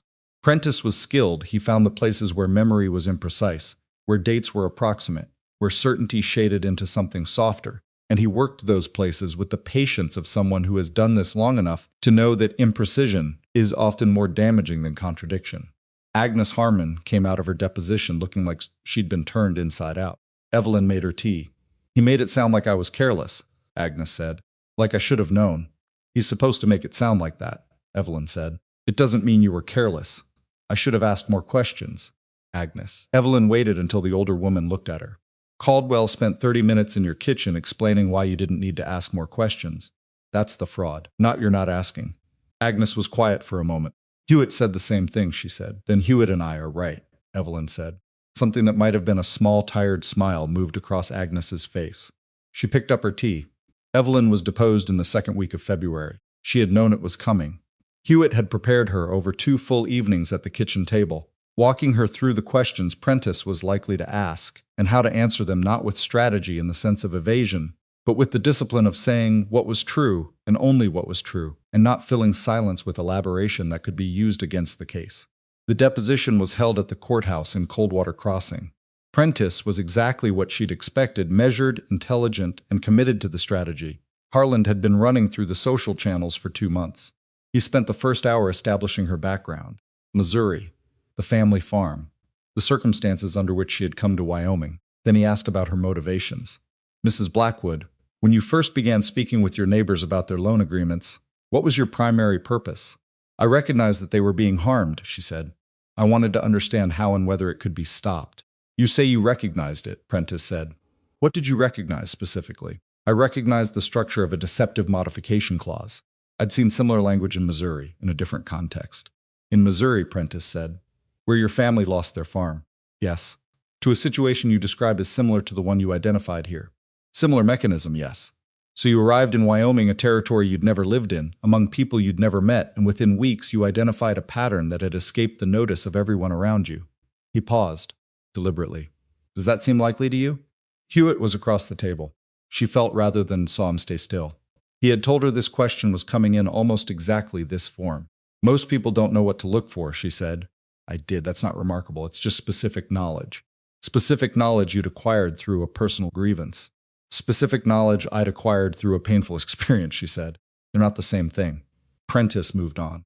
He spent the next hour trying to establish that she had misrepresented her findings to the families, that she had exaggerated the risk of their situations to convince them to reject the bank's settlement, offers and remain attached to a case she was driving. He was careful and he was skilled, and there were 3 moments where she felt the question land in a place that was genuinely difficult. But she had the documents, and the documents said what they said regardless of who had found them. At the end of the deposition, Prentice gathered his papers and looked at her across the table, with the expression of a man who had been given a difficult assignment and had done it competently without enjoying it. "You're very composed," he said. It wasn't quite a compliment. "I had a good reason to prepare," she said. She drove home in the cold February afternoon and sat in the wagon in the yard for a few minutes before going in. The way she had on the afternoon, she came back from the Harmon property with the first modification agreement copies in her coat. Then she went in, made dinner, balanced the accounts, the evidence organized, waited. The trial date was set for the first week of March. Coldwater Crossing did not have a proper courthouse. The proceedings were held in the larger of the town's 2 meeting rooms, with chairs brought in from 3 different buildings and a table for the judge that was normally used for town council meetings. It was cramped and it smelled like wood smoke, and it was nothing like the formal legal settings Evelyn had read about. But it was real, and it was what they had, and it would do. All 6 families came. They slept separately over the course of the morning, and the room filled slowly, not just the families themselves, but some of their neighbors, people from the valley, who had heard enough about the case to want to see what happened. The room was not large enough for everyone who wanted to be in it. People stood near the walls. Harland arrived with Prentice and 2 other men Evelyn didn't recognize, and he walked through the room the way he always walked, easily, unhurried, the posture of someone who controlled the temperature of whatever room he entered. But Evelyn watched him from across the room, and she saw what she'd been waiting to see for 3 months. He was working harder to look easy than he had before. The judge was a man named Rutherford, who had been sitting circuit court in the territory for 14 years and had the particular quality of someone who had seen most of what people were capable of doing to each other and had not become cruel about, which Evelyn found more reassuring than any specific legal knowledge could have been. Hewitt opened. He was not theatrical. He did not try to make the room feel the weight of the thing dramatically. He simply laid it out: the 6 families, the 6 modification agreements, the specific clause, the mathematical effect of that clause on each family's payments over time, the pattern of dates, the connection to Hartwell's board membership. He presented the map. He presented the timeline. He was clear and he was precise, and he was done in 40 minutes. Prentice opened for the defense. He argued that the modification agreements were legal documents signed by competent adults who had been given adequate opportunity to review them. He argued that the clause in question was standard in loan restructuring and had been applied uniformly and without discriminatory intent. He argued that the family's financial difficulties stemmed from broader economic conditions and their own management choices, not from any deception by the bank. He was good. Evelyn sat in the second row behind Hewitt and listened to Prentice build his argument, and acknowledged, quietly and privately, that Harland had spent his money well. If you didn't have the documents in front of you, if you were going purely on Prentice's framing of events, it sounded almost reasonable. Almost. The testimony took 2 days. Each family member spoke. Caldwell was called and denied having misrepresented anything, and his testimony was careful and precise in the way of someone who had been very thoroughly prepared. But it could not change what Clara Finch's handwritten notes said, the questions she'd asked, the answers she'd received. Hewitt put Clara's paper into evidence and walked Caldwell through it line by line until the gap between what he'd said and what he'd meant was visible to everyone in the room. The second bank officer, Ricks, who had handled the Breslin modification, had left the territory 6 months earlier. His absence was noted. His forwarding address could not be located. Hewitt noted that in the record without comment. He didn't need to comment. On the second day, Hewitt called Everett. Everett Blackwood took the stand with the same composure he brought to everything, not stiff, not performed, just genuinely himself, and described, in plain language, what Evelyn had brought to him, what he'd found when he reviewed the documents, and what his own assessment of the modification clause was as a man who had been managing financial contracts in the territory for 15 years. Prentice cross-examined and tried to establish that Everett had simply been persuaded by his wife. Mr. Blackwood, you said your wife brought these documents to your attention. She did, and you reviewed them. I did, and you arrived at the same conclusion she had. I arrived at my own conclusion after reading the documents, Everett said. My wife's conclusion happened to be correct. Prentice moved on. Then Hewitt called Evelyn. She walked to the front of the room and sat in the chair they were using for testimony, and looked at the judge, and then at Hewitt and nowhere at Harland, because she had decided before she came in that she was not going to look at Harland while she spoke. Not from fear, from strategy. She wasn't going to give him the satisfaction of being the reference point for anything she said. Hewitt walked her through it. How she had found the first documents. How she had recognized the clause. What she had done with that recognition. How she had approached each family, what she had found. How she had organized it. The map. The timeline. The 6 files. She answered everything directly and without elaboration, and her voice was steady because she had decided it was going to be steady, and she kept her hands still in her lap because she had decided that too. When Hewitt finished, Prentice stood. He tried the Missouri angle first. Mrs. Blackwood, you experienced a significant personal loss in Missouri as a result of a financial arrangement you believe was fraudulent. My family's farm was taken through a deceptive loan scheme, she said. Yes. And you've never resolved that situation legally? No. Would you say that experience influenced how you interpreted the documents you found here? She looked at him. It informed how I read them, she said. The same way a doctor's training informs how they read symptoms. The experience gave me knowledge. The documents provided the evidence. Prentice tried several more approaches. He tried the agenda angle that she had come to Wyoming with something to prove. He tried the competence angle that she lacked formal financial training to interpret the documents accurately. He tried the influence angle that she had exerted undue pressure on the families to reject reasonable settlements. To the competence challenge, she said, the clause on page 4 of each modification agreement changes the interest compounding from simple to compound on an accelerated schedule. That's not a matter of interpretation. It's arithmetic. To the influence challenge, she said, I told each family what the document said. I told them what Hewitt told me about the legal implications. I told them the choice was theirs. None of them were bound by anything I said. Prentice sat down. The room was very quiet. Judge Rutherford looked at the documents that had been entered into evidence. He looked at the map. He looked at his own notes. He called a recess. The recess lasted 2 hours. Nobody went far. People stood outside in the cold March air or stayed in the room rearranging themselves. Agnes Harmon sat with her hands in her lap and looked at the floor.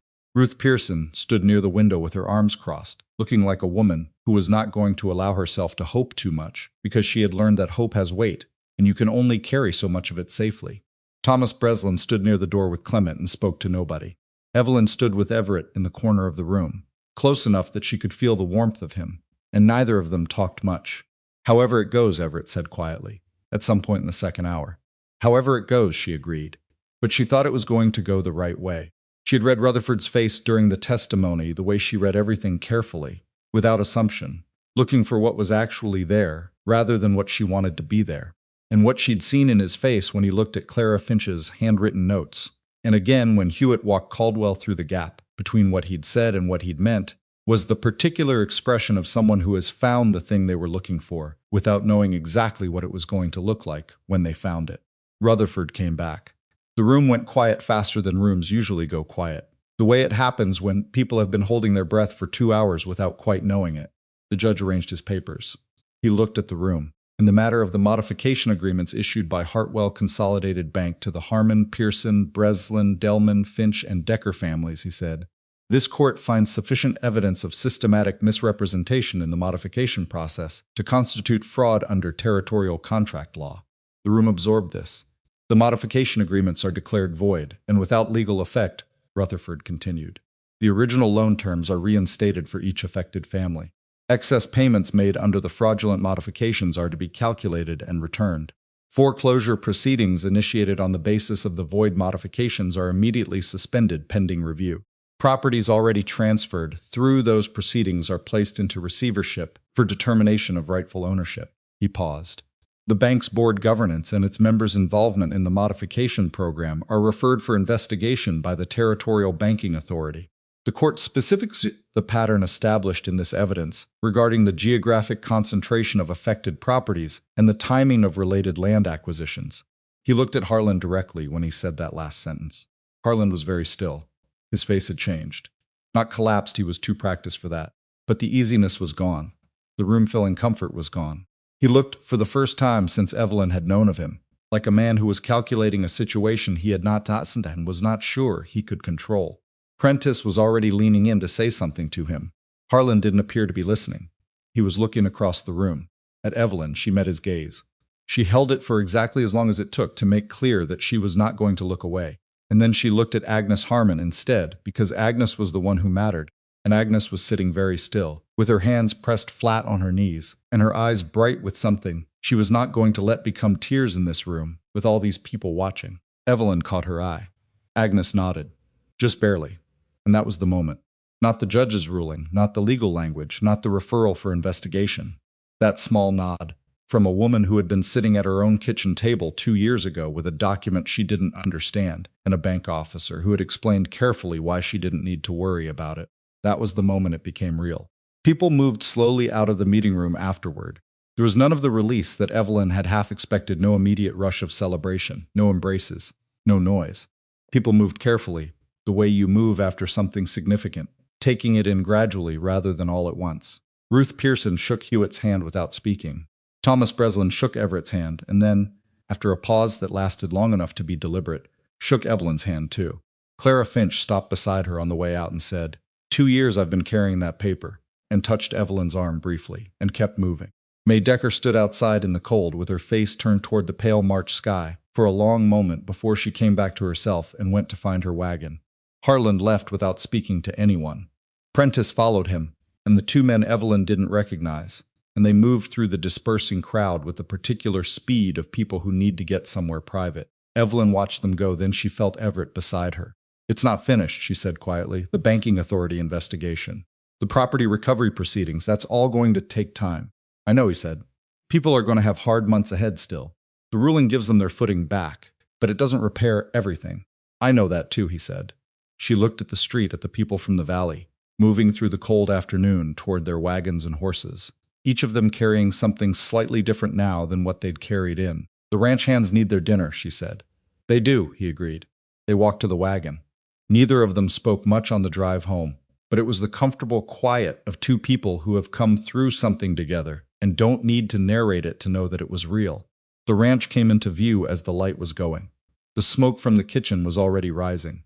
Cal had gotten the fire going. Before they left that morning, she remembered, and she'd showed him how to bank it to last. He'd gotten it right. The ruling changed things, but not all at once and not without cost. That was the first thing Evelyn understood in the weeks following the trial, that justice, when it finally arrived, did not arrive the way people imagined it when they were still fighting for it. It did not arrive like a door swinging open onto clear light. It arrived the way spring arrived in Wyoming, gradually, unevenly, with cold mornings still interrupting the warmth, and patches of old snow stubborn in the shadows long after everything else had begun to thaw.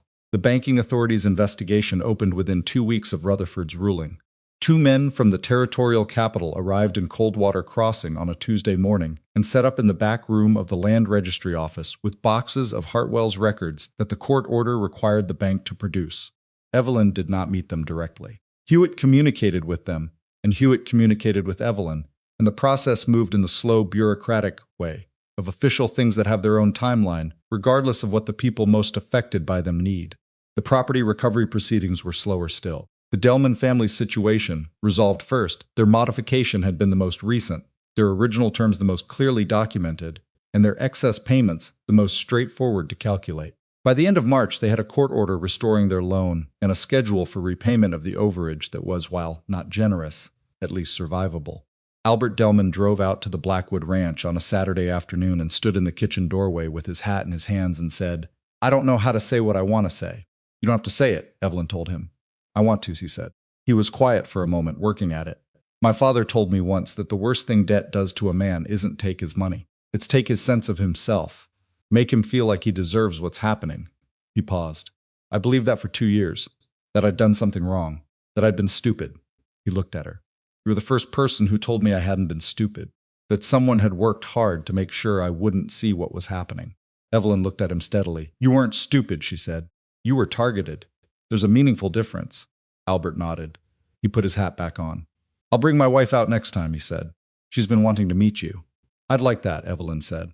He left, and she stood at the kitchen window and watched his wagon move down the road. And she felt something settle in her chest that had been sitting at an angle for a long time. April brought mud, and the Harmon family's resolution, and a letter from Marcus Hewitt that contained, buried in 3 pages of legal language, the sentence she had been waiting months to read. The Territorial Banking Authority had concluded its preliminary investigation. It had found sufficient evidence of systematic fraud in the modification program to refer the matter for criminal prosecution. Victor Harland, in his capacity as a board member with governance responsibility over the loan modification program, had been named in the referral. Evelyn read that paragraph 3 times. Then she folded the letter carefully and put it in her coat pocket and went out to find Everett, who was working the near fence line with Cal and 2 of the other hands. She walked out to where they were, which was farther than she usually went from the house during a working morning, and when Everett saw her coming, he said something to Cal and walked toward her. She handed him the letter without speaking. He read it. He read the paragraph twice. He handed it back. "How do you feel?" he asked. It was not a question he asked often. When he did, he meant it. She thought about it genuinely. "I don't feel finished," she said. "The criminal case will take time. The Breslin property proceedings are still open. Ruth still has 3 months of recovery work ahead before her herd is where it needs to be." She looked out at the fence line, at Cal and the other men working in the April mud. "But I feel like the weight shifted. Like the thing that was tilted wrong has been tilted back." Everett was quiet for a moment. "That's enough for right now," he said. "It's enough," she agreed. He went back to the fence line. She went back to the kitchen. The letter stayed in her pocket for the rest of the day, a small weight she was aware of, without needing to look at it. Ruth Pearson's situation took until late April to reach its formal resolution, and it was the one that cost Evelyn the most to watch. Not because it went badly, it didn't, not ultimately. Ruth's original loan terms were restored and her excess payments were calculated, and the bank was ordered to apply them as a credit against her remaining balance, which reduced what she owed by an amount that made a genuine material difference to her operation. By any reasonable measure, it was a good outcome. But the process of getting there required Ruth to sit in rooms and describe her financial situation in detail, to produce records she had kept in a tin box under her bed for 11 years of widowhood, to answer questions from Prentice's associates, who were still fighting on Harlan's behalf at every procedural step they could find. And Ruth Pearson was a woman who had managed her own operation with complete self-sufficiency since her husband died, who had never asked anyone for anything she couldn't eventually pay back, and being required to lay the details of her struggle out in front of strangers was not a legal inconvenience to her. It was the hardest thing she'd done since she buried her husband. Evelyn drove out to Ruth's property on the afternoon after the final proceeding. She didn't bring anything. She hadn't been sure what would be useful, and she'd made the decision on the drive that sometimes showing up was the thing, and anything beyond that could be determined once she got there. Ruth was sitting on her porch when Evelyn arrived. She was in the rocking chair she'd had since before her husband died, with her hands in her lap and her face turned toward the south pasture, where her cattle were moving in the late afternoon light. Evelyn sat on the porch step. Neither of them spoke for a while. A long while, actually long enough that the light changed and the cattle settled, and a hawk crossed the pasture high and unhurried and banked south. "I kept thinking," Ruth said finally, "that if I'd just managed better, if I'd taken in extra boarders that first year after Aaron died, or sold off the north section when the price was still decent, or she stopped. There were 100 things I might have done differently," maybe, Evelyn said. "But the modification would have gotten you regardless. That's what it was designed to do. I know that now. Does knowing it help?" Ruth considered this seriously, which Evelyn appreciated. She was not a woman who gave easy answers, Ruth said. Not entirely. She paused. "The part that doesn't help is that I still spent 2 years believing it was my fault, and those 2 years don't come back." Evelyn looked out at the pasture. "No," she said, "they don't. That was the thing nobody talked about, in the relief of the rulings and the restored terms and the referrals for prosecution. The time. The 2 years of fear and shame, and the particular exhaustion of carrying a weight you believe you brought on yourself. That didn't get calculated into the excess payment credits. That didn't appear in any court order. That was simply the cost, and it had already been paid, and no ruling gave it back," my son Ruth said after a moment. "From back east. He'd heard what happened, I don't know how. Someone must have written him. He asked if I was keeping the land." "What did you tell him?" Ruth looked at her. "I told him yes," she said. "I'm keeping it." She said it plainly, without drama. But there was something in her voice, something that had been earned rather than given. Something that had the particular weight of a thing that had been genuinely in doubt and was no longer. Evelyn stayed until the sun was low, and then drove home in the blue-gold light of a Wyoming spring evening, with the windows open because the air had finally turned, and for the first time in months the cold was gone from it. The Breslin property matter took longest of all. The eastern section that Harland had been pressuring the brothers to sign over had not yet been formally transferred. The settlement offer they'd refused had been a precursor to the formal foreclosure that had not quite been completed before the case was filed. This meant the land was still legally the Breslins, though it had been encumbered by the foreclosure proceedings. Unwinding those proceedings, once the modification agreements were declared void, was a process that required 3 separate filings, 2 hearings, and the patience of people who had already been practicing patience for longer than should have been necessary.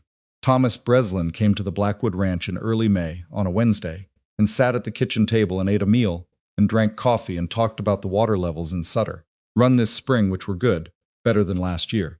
He talked about the north fence that had come down in the winter storm and was now repaired.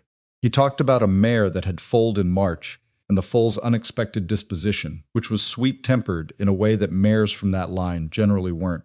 He talked about everything except what he'd come to talk about. Evelyn led him. She understood that Thomas Breslin was a man who needed to arrive at difficult things by his own road, and that trying to shorten the road only made the arrival harder. Eventually, when the coffee was finished and the meal was long past, he said, "The final hearing is on Friday." "I know," she said. Hewitt had written her. "Clement can't come," he said. "He's been having trouble with his back. The cold this winter," he paused. "I'll be there alone, you won't," Evelyn said. He looked at her. "Everett and I will be there," she said, "if you want us." Thomas looked at the kitchen table for a moment. "I want you," he said. The Friday hearing was brief. In the absence of any valid grounds for the foreclosure proceedings, the modifications having been declared void, the original terms reinstated, the Breslins' payments under the original terms having been current at the time the modification was imposed, the court had no basis to continue the encumbrance. The encumbrance was removed, the land was clear. Thomas sat in the courtroom for a moment after Rutherford closed the matter. Just sat. Everett was beside him and didn't say anything, which was the right call Evelyn had known it would be and had appreciated, not for the first time, that Everett Blackwood understood the value of silence in the way that only people who have genuinely needed it do. Thomas put his hand flat on the table in front of him, a grounding gesture, she thought, like touching the land itself. Then he got up. "Let's go," he said. "I want to get back before Clement starts worrying." They walked out into the May morning. The town of Coldwater Crossing looked different to Evelyn than it had in October, when she'd first arrived. Not because it had changed the same buildings, the same streets, the same rhythms of a small frontier town doing what it did, but she had changed, and the people in it had changed their relationship to her, and those 2 things together made the place look different in the way that a room looks different once you know where you belong in it. Several people nodded to her as they crossed the street. Not effusively, this was Wyoming, and nobody was going to make a ceremony of a nod. But there was something in it that had not been there in the early months, something that acknowledged she was a person who had demonstrated she was worth acknowledging. The woman who had turned away from her at the general store counter in December passed them on the street. She paused, met Evelyn's eye. "Morning, Mrs. Blackwood," she said. "Morning," Evelyn said. They kept walking in opposite directions. It was not an apology. It was not a resolution of anything. It was just a morning greeting on a May street in a small Wyoming town, which was exactly what it was and not a thing more. But Evelyn noted it. Harlan's criminal case moved on its own timeline, separate from everything else, slow in the way official proceedings were slow when money and connections were involved. Prentice filed motions. The territorial prosecutor responded. Hearings were scheduled and rescheduled. Evelyn followed it the way she followed most things, carefully, without assumption, waiting for the facts rather than the interpretation. What she watched happen in the valley while the legal process ground along was, in some ways, more meaningful to her than the proceedings themselves. Hartwell's Consolidated Bank, under the scrutiny of the investigation and the weight of the court ruling, replaced Caldwell before the end of March. The man who replaced him was younger, from outside the territory, and came to the bank with the visible determination of someone who understood that his job was to demonstrate that the institution was capable of operating honestly. Whether that would hold long-term, Evelyn had no illusions about. Institutions did not transform because one case went badly for them. But it was a start, and starts were worth noting. The Valley families, not just the 6 in the case, but others who had been watching, began talking to each other in ways they hadn't before. Agnes Harmon organized what she called a neighbors' meeting in her barn in late April that drew 14 families and was, as Agnes described it afterward to Evelyn, mostly people comparing notes about their loan terms and asking each other questions they'd never thought to ask before. It wasn't like before, Agnes said. Before, everyone kept their troubles private. Like being in debt was something to be ashamed of in front of your neighbors. She paused. Now people are just talking. Like it's normal to talk. It is normal, Evelyn said. I know that now, Agnes said. I didn't used to. The change in the valley was not dramatic. It was the quiet kind of change, the kind that doesn't announce itself, but that you notice when you look back from a distance, when you realize that the place you're standing is genuinely different from the place you stood a year ago, even if you can't point to the single moment when the ground shifted. Evelyn understood that kind of change. She had been living inside it for years. Spring came to the Blackwood Ranch the way it always came, not as a relief exactly, because relief implied that winter had been purely bad, and winter had been the season in which almost everything important had happened. It came as a different rhythm, more outside work, more movement, more noise from the animals in the hands in the creek that ran behind the north pasture and ran loud in April from snowmelt. Cal Mercer had changed over the winter in ways that were visible if you knew what to look for. He was no longer the young hand who stood in doorways with his arms crossed, watching the new person with the particular wariness of someone protecting a status quo he understood. He was something more capable than that now, not because anyone had told him to be, but because he had been trusted with real information and real responsibility, and had found out he could handle both. He managed the feed inventory now with the system Evelyn had established in her first week, and he did it without being reminded. He'd also, somewhere in the middle of the winter, started keeping his own notes, a small book he carried in his coat pocket that contained observations about the animals, the equipment, the conditions that he thought were worth tracking. Evelyn had noticed the book in February and hadn't said anything about it. One morning in May, Cal came into the kitchen with the book open. "The mare that's been losing weight," he said. "I've been watching her for 3 weeks. I think it's her teeth. She's not chewing the feed properly." Evelyn looked at the notes he'd made. Dates, observations, the patterns he'd tracked. "That's good work," she said. Cal looked slightly uncomfortable with the acknowledgement, the way young men do when they've been competent at something and aren't sure whether to be pleased or modest about it. "It seemed like the kind of thing you'd catch," he said. "Then you've been paying attention," she said. He went back to work. She stood in the kitchen for a moment with the feeling that there was something worth noting in that exchange, in the fact that a 22-year-old ranch hand had spent a winter learning to notice things because he'd watched someone else do it and had decided it was worth doing. That was also a kind of change that didn't announce itself. Gil Sutton came to her on a morning in late May with a look on his face that she'd learned to recognize as his version of deliberate approach, the expression he wore when he had something to say and had made a decision to say it. He stood at the kitchen door. "I want to tell you something," he said. "Come in," she said. He came in. He didn't sit. Sutton rarely sat in the kitchen. He stood near the door with his hat in his hand, which was about as formal as he ever got. "When you first came here," he said, "I didn't think you'd last the winter." "I know," she said. "I've seen women come out here with the wrong ideas about what this place asks of you," he said. "Most of them leave. Not because they're weak, because they didn't understand what they were agreeing to." "I understood," she said. "I know that now," he said. "I want you to know that I know it. It was not an apology." Sutton was not a man built for apology. It was something more precise than an apology. It was a foreman telling a person that she had met his standard, which was a higher thing from him than warmth or easy acceptance would have been. "Thank you, Gil," she said. He put his hat back on. "The Mercer boy's good," he said. "You had something to do with that." "He had something to do with that," she said. Sutton left. Evelyn turned back to what she'd been doing. Outside, the ranch was in full spring motion, horses in the near pasture, the sound of someone working on the wagon wheel that had been giving trouble, Cal's voice somewhere in the direction of the barn, giving instructions to the seasonal hand who'd come on for the spring work. The ordinary sounds of a place that was functioning. She had not realized in those first weeks how much work it would take to get a place to that particular pitch. Not just the physical work, the kitchen, the supplies, the inventory, all the material things that needed doing, but the other kind of work, the work of learning people, of knowing which man needed to be thanked publicly and which one found public thanks embarrassing, of knowing which problems to address immediately and which to let a person solve on their own because the solving was part of what they needed, of being consistent enough that people stopped waiting to see whether you were going to change. That kind of work didn't show in any ledger, but it was what made a household run.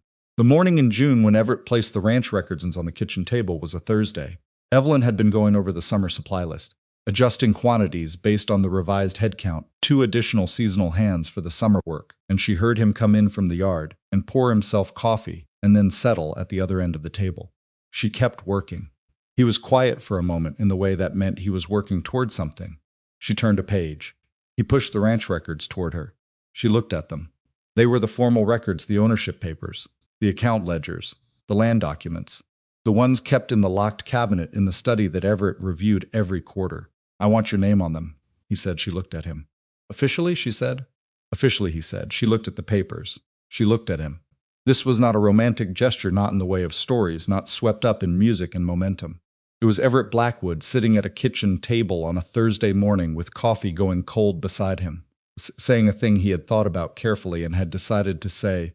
It was better than a romantic gesture. The ranch runs better because of you, he said. Not because of what you found about Harland. Before that, since the beginning, he paused. You've built something here that wasn't here before, and I don't know how to, he stopped. Looked for the right word. The wreck should reflect what's true. Evelyn was quiet for a moment. Not because she was uncertain, because she wanted to give the moment the weight it deserved without either of them making it larger than it was. All right, she said. She signed, her handwriting next to his on the ownership line. Evelyn Blackwood, where before there had only been Everett Blackwood, and before that a man named Calloway who had sold him the land 20 years ago. She slid the papers back to him. He looked at them for a moment. Thank you, he said. For what? He looked at her. For staying, he said, the first month, when it was what it was. She understood what he meant. The cold reception, the foreman's skepticism, the worker's assessment, the kitchen that didn't work, the husband who had told her in the clearest possible terms not to expect warmth. I knew what I was agreeing to, she said, even so. She picked up her pen, went back to the supply list. The summer feed estimate needs adjusting, she said. With the 2 additional hands, he pulled the ledger toward him. Show me, he said. They worked at the table for the rest of the morning, their papers overlapping at the edges, coffee going cold and being replaced and going cold again, the sounds of the ranch coming through the kitchen window in the ordinary, irreplaceable way of a place that is fully alive. Ruth Pearson came in late June with several women from the valley. They brought food not because Evelyn needed it, but because it was the way people in the valley had started doing things. The instinct toward bringing food to a gathering, toward making the table larger rather than smaller, had something to do with the winter and what they had all come through together. The Blackwood kitchen, which had been Evelyn's project from her first week on the ranch, had become something she hadn't planned for it to become a place people moved toward. They sat around the table with coffee and the pie that Agnes had brought and the bread that Clara Finch had made in her own kitchen that morning and driven 12 miles with, wrapped in cloth to stay warm. Ruth shared the letter from her son. She'd read it so many times the paper was softening at the folds, but she read it aloud to the room his words, asking whether she was keeping the farm, whether she was all right, whether she needed him to come home. I wrote back and told him I was fine, Ruth said, that the land was clear, that I had neighbors. She folded the letter again. He's going to come visit in the fall. First time in 3 years. Nobody made a ceremony of it. It was just a woman whose son was coming home to a farm that was still hers, and that was the whole of it, and the whole of it was enough. Agnes talked about the barn meeting a second one had happened, larger than the first, with families from the north end of the valley, who hadn't been involved in the original case, but had heard enough to want to understand what their own agreements said. There's a young woman up there, Agnes said. Married 3 years. She came with her husband's loan papers and sat in the corner and didn't say anything for the first hour. Agnes paused. Then at the end she asked one question. She asked whether anyone could explain to her what compound interest on a modified schedule meant, and about 8 people tried to explain it at once. The room laughed. She understood by the end, Agnes said. I saw her face when she understood. She went home and looked at her own papers that night. She came back the next week and said her agreement looked fine standard terms, nothing unusual. And Agnes stopped. She cried a little. Just briefly. She said she'd been afraid to look at it for 2 years. The room was quiet for a moment. Evelyn looked at the table. She thought about the woman in that northern barn who had spent 2 years afraid to look at a piece of paper. She thought about Agnes at her own kitchen table, with her hands folded in her lap describing what Caldwell had told her. She thought about Clara Finch carrying her handwritten notes for 2 years, waiting for a room where they would matter. She thought about herself, 28 years old in Missouri, with documents she'd understood, and nowhere to take them that would hold. The thing about fear, the particular fear of financial disaster, the fear that comes when you don't understand something that is controlling your life, is that it is completely logical. It makes complete sense to be afraid of something you don't understand that has power over you. The cruelty of what Harland had done, and the man in Missouri before him, and everyone who had ever built a mechanisms designed to stay too complicated for ordinary people to see clearly, was not just in the money they took. It was in the fear they manufactured, the shame, the belief that not understanding made you responsible for being deceived. That was the part of the mechanism Evelyn had always found hardest to forgive, not the greed. Greed was at least honest about what it was. The manufactured shame, the careful engineering of the belief that the victim was somehow complicit in their own victimization.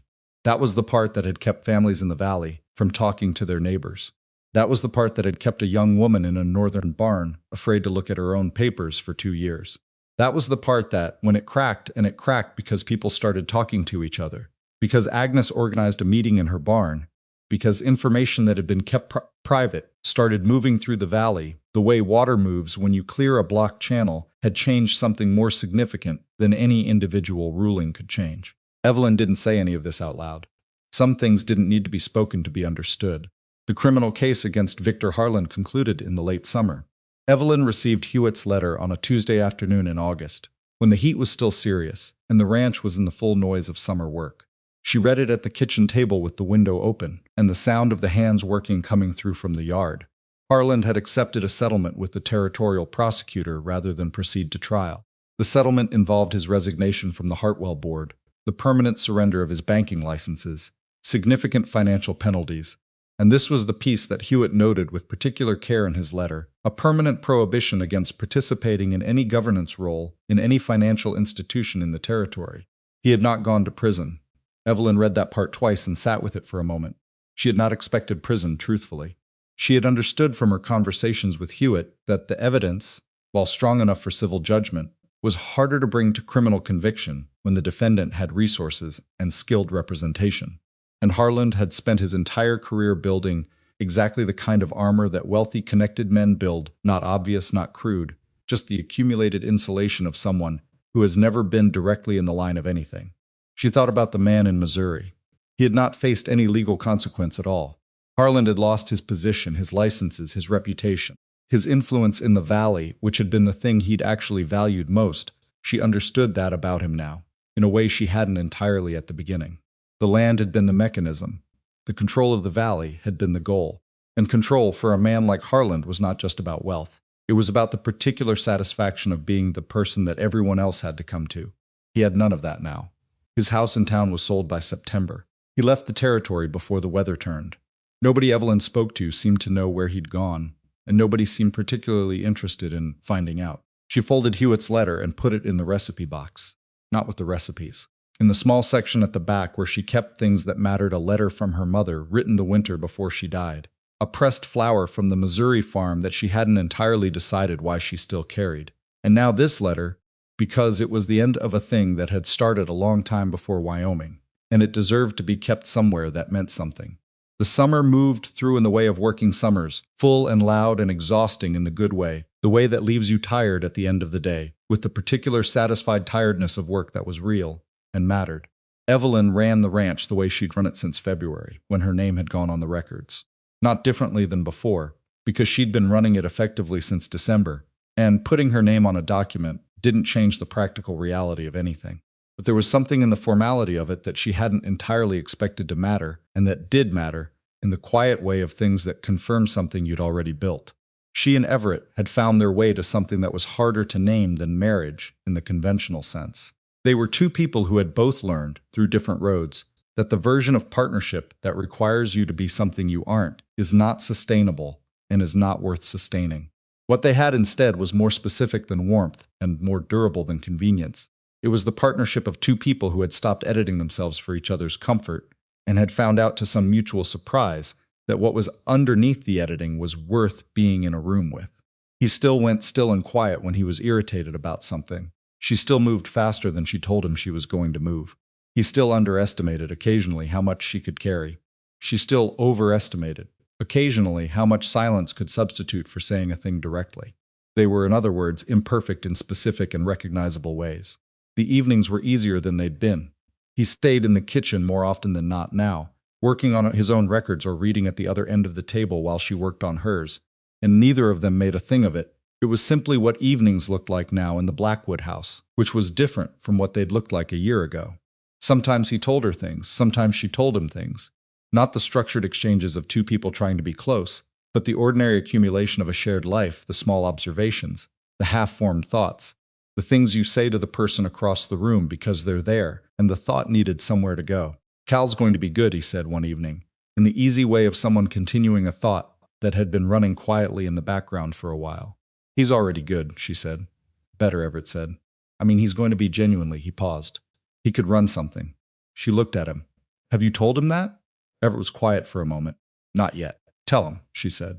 "Don't wait until he's figured out he doesn't need to hear it." He looked at her across the table. "All right," he said. He told Cal the following morning. She didn't witness it and didn't ask for details. She heard it secondhand from Sutton, who mentioned it with the compressed acknowledgement of a man who thought it was overdue and was not going to make a drama of saying so. Cal's work didn't change after that conversation. He was already doing everything he'd been doing, but something in him shifted, some slight easing, some barely visible adjustment in the way he moved through the ranch that spoke of a person who had been carrying uncertainty and had just been relieved of some of it. Her mother's recipe box stayed on the kitchen windowsill where she'd put it in the first week. By now it had accumulated new stains alongside the old ones, the particular archaeology of a working kitchen, layers of different seasons built on top of each other. Evelyn had added a few notes of her own in the margins of some of the cards, adjustments for Wyoming quantities and Wyoming winters, and the particular preferences of a particular household. She looked at the box one morning in September and thought about what it had traveled through with her. Missouri, the farm, the failure, the years of learning afterward, the contracts, the financial language, the mechanisms of fraud that she had studied the way a person studies something they are determined to never be surprised by again. The letter to Evelyn Blackwood, the train, the platform, the wind that had hit her like a warning. She thought about who she had been when she stepped off that train, and who she was now, and what the distance between those two people actually was. She was not more certain than she'd been. If anything, she was less certain about some things, about how long good outcomes held, about how well institutions learned the lessons they were taught, about whether the change she'd seen in the valley was durable, or whether it would soften over time as the winter softened in memory. She didn't know the answers to those questions. She was old enough and had been hurt enough to understand that wanting an answer didn't create one. But she was more settled than she'd been, not because the world was safer or cleaner or more just than it had been when she was 28, failing to stop a man in Missouri. It wasn't. The world was the same complicated, partially broken thing it had always been. She was more settled because she understood something, now that she hadn't understood at 28, when the failure in Missouri had shattered something she hadn't known she was carrying. She understood that the measure of a thing was not whether you succeeded the first time. The man in Missouri had won because she hadn't been ready. She had gathered what she had and moved when she thought she was ready, and she hadn't been. And she had spent years afterward learning what ready actually required. And when she had walked into the Harmon kitchen and seen those papers on the table, she had not been 28 anymore. She had been a person who had paid the cost of a particular lesson and had made something useful out of the payment. She thought about Agnes's neighbor in the northern barn, afraid to look at her own papers. She thought about what it would mean for that woman to know that she could look, that the language on the page was not beyond her, that she had the right to understand what she'd signed, that being confused by something intentionally complicated was not the same as being stupid. She thought about the young women who would come after the ones who would sit across from bank officers and lawyers and men of various kinds who had built systems designed to stay just complex enough to discourage looking too closely. Some of those women would have someone to help them look. Some of them wouldn't. The ones who wouldn't were the ones she couldn't stop thinking about. She couldn't fix that. One case, one valley, one winter, it didn't fix that. But she had learned at some cost that you did not have to fix an entire system to make a real difference in a specific place, to specific people, in a specific season of their lives. Agnes Harmon was keeping her land. Ruth's son was coming home in the fall to a farm that was still his mother's. The Breslin brothers were running their eastern section, the one Harland had wanted, the one that sat along Sutter Run, and Thomas had written to her in August to say the water access had been better this year than any year in recent memory, which was probably just a good water year and nothing more, but felt like something regardless. May Decker had stopped by the ranch in July to return a pot she'd borrowed in February during the storm recovery, and had stayed for 2 hours, and somewhere in the middle of those 2 hours had mentioned, casually, that she'd been telling her daughter about reading contracts before signing them.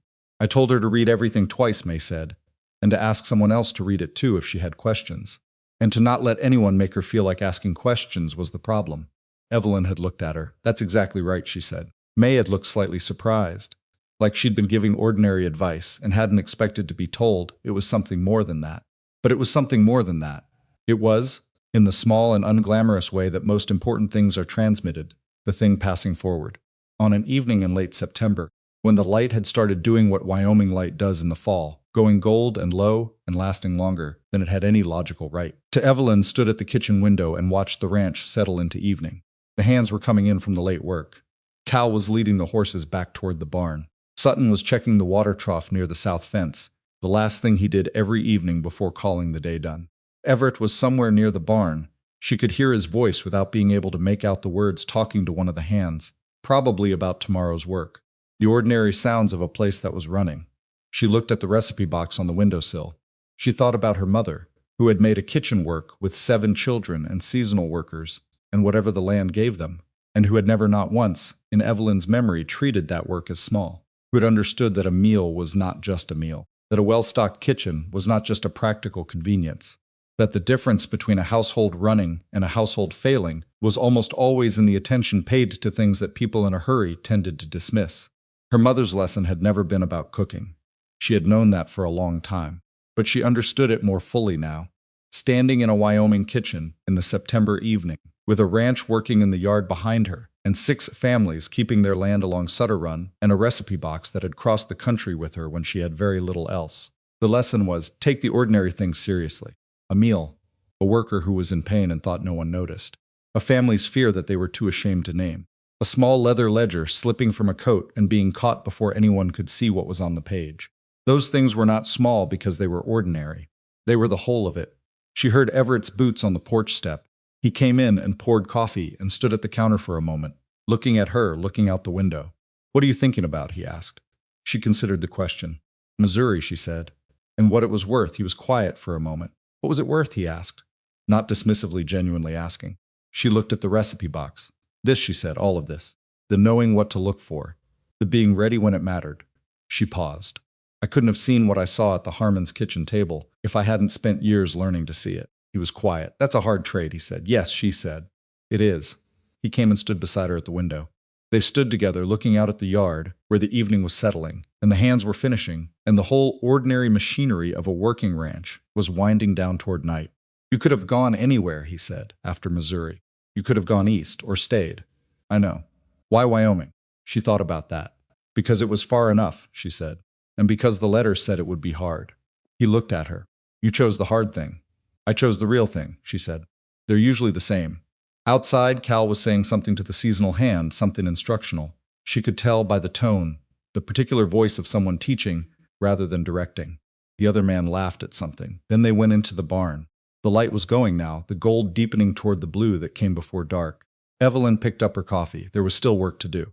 There always would be. Tomorrow the supply list for winter needed finalizing, and Sutton had flagged an issue with the north fence section that hadn't been addressed since the spring damage, and she'd told Agnes she'd look at the notes from the most recent barn meeting to see whether there was anything in the questions people were asking that suggested a pattern worth following up on. There was always more to see. That was the thing about paying attention. It didn't give you a destination. It gave you a practice. You didn't arrive at a place where you'd seen enough and could stop looking. You just kept looking, and you got better at it, and what you saw informed what you could do, and what you did shaped what came next. She had come to Wyoming with 1 bag and a recipe box and the memory of a failure she had refused to let be the last thing she did. She stood now in a kitchen that was hers, in a ranch that bore her name, in a valley where 6 families were sleeping on their own land, in a life that she had not received but had, in the most literal and unglamorous sense, built. She was not finished. She would not be finished. But she was, for the first time in a long time, exactly where she had meant to be. And outside the window, the last of the September light lay over the Wyoming frontier, like something that had been earned, not given, not promised, just earned, day after ordinary day, by a woman who had decided that the most important thing she could do with what had been done to her was learn from it and keep going, and refuse to let the people who thought she would break have the satisfaction of being right. The light went, the dark came, the ranch was quiet, and Evelyn Blackwood turned from the window, set her coffee down, and got back to work.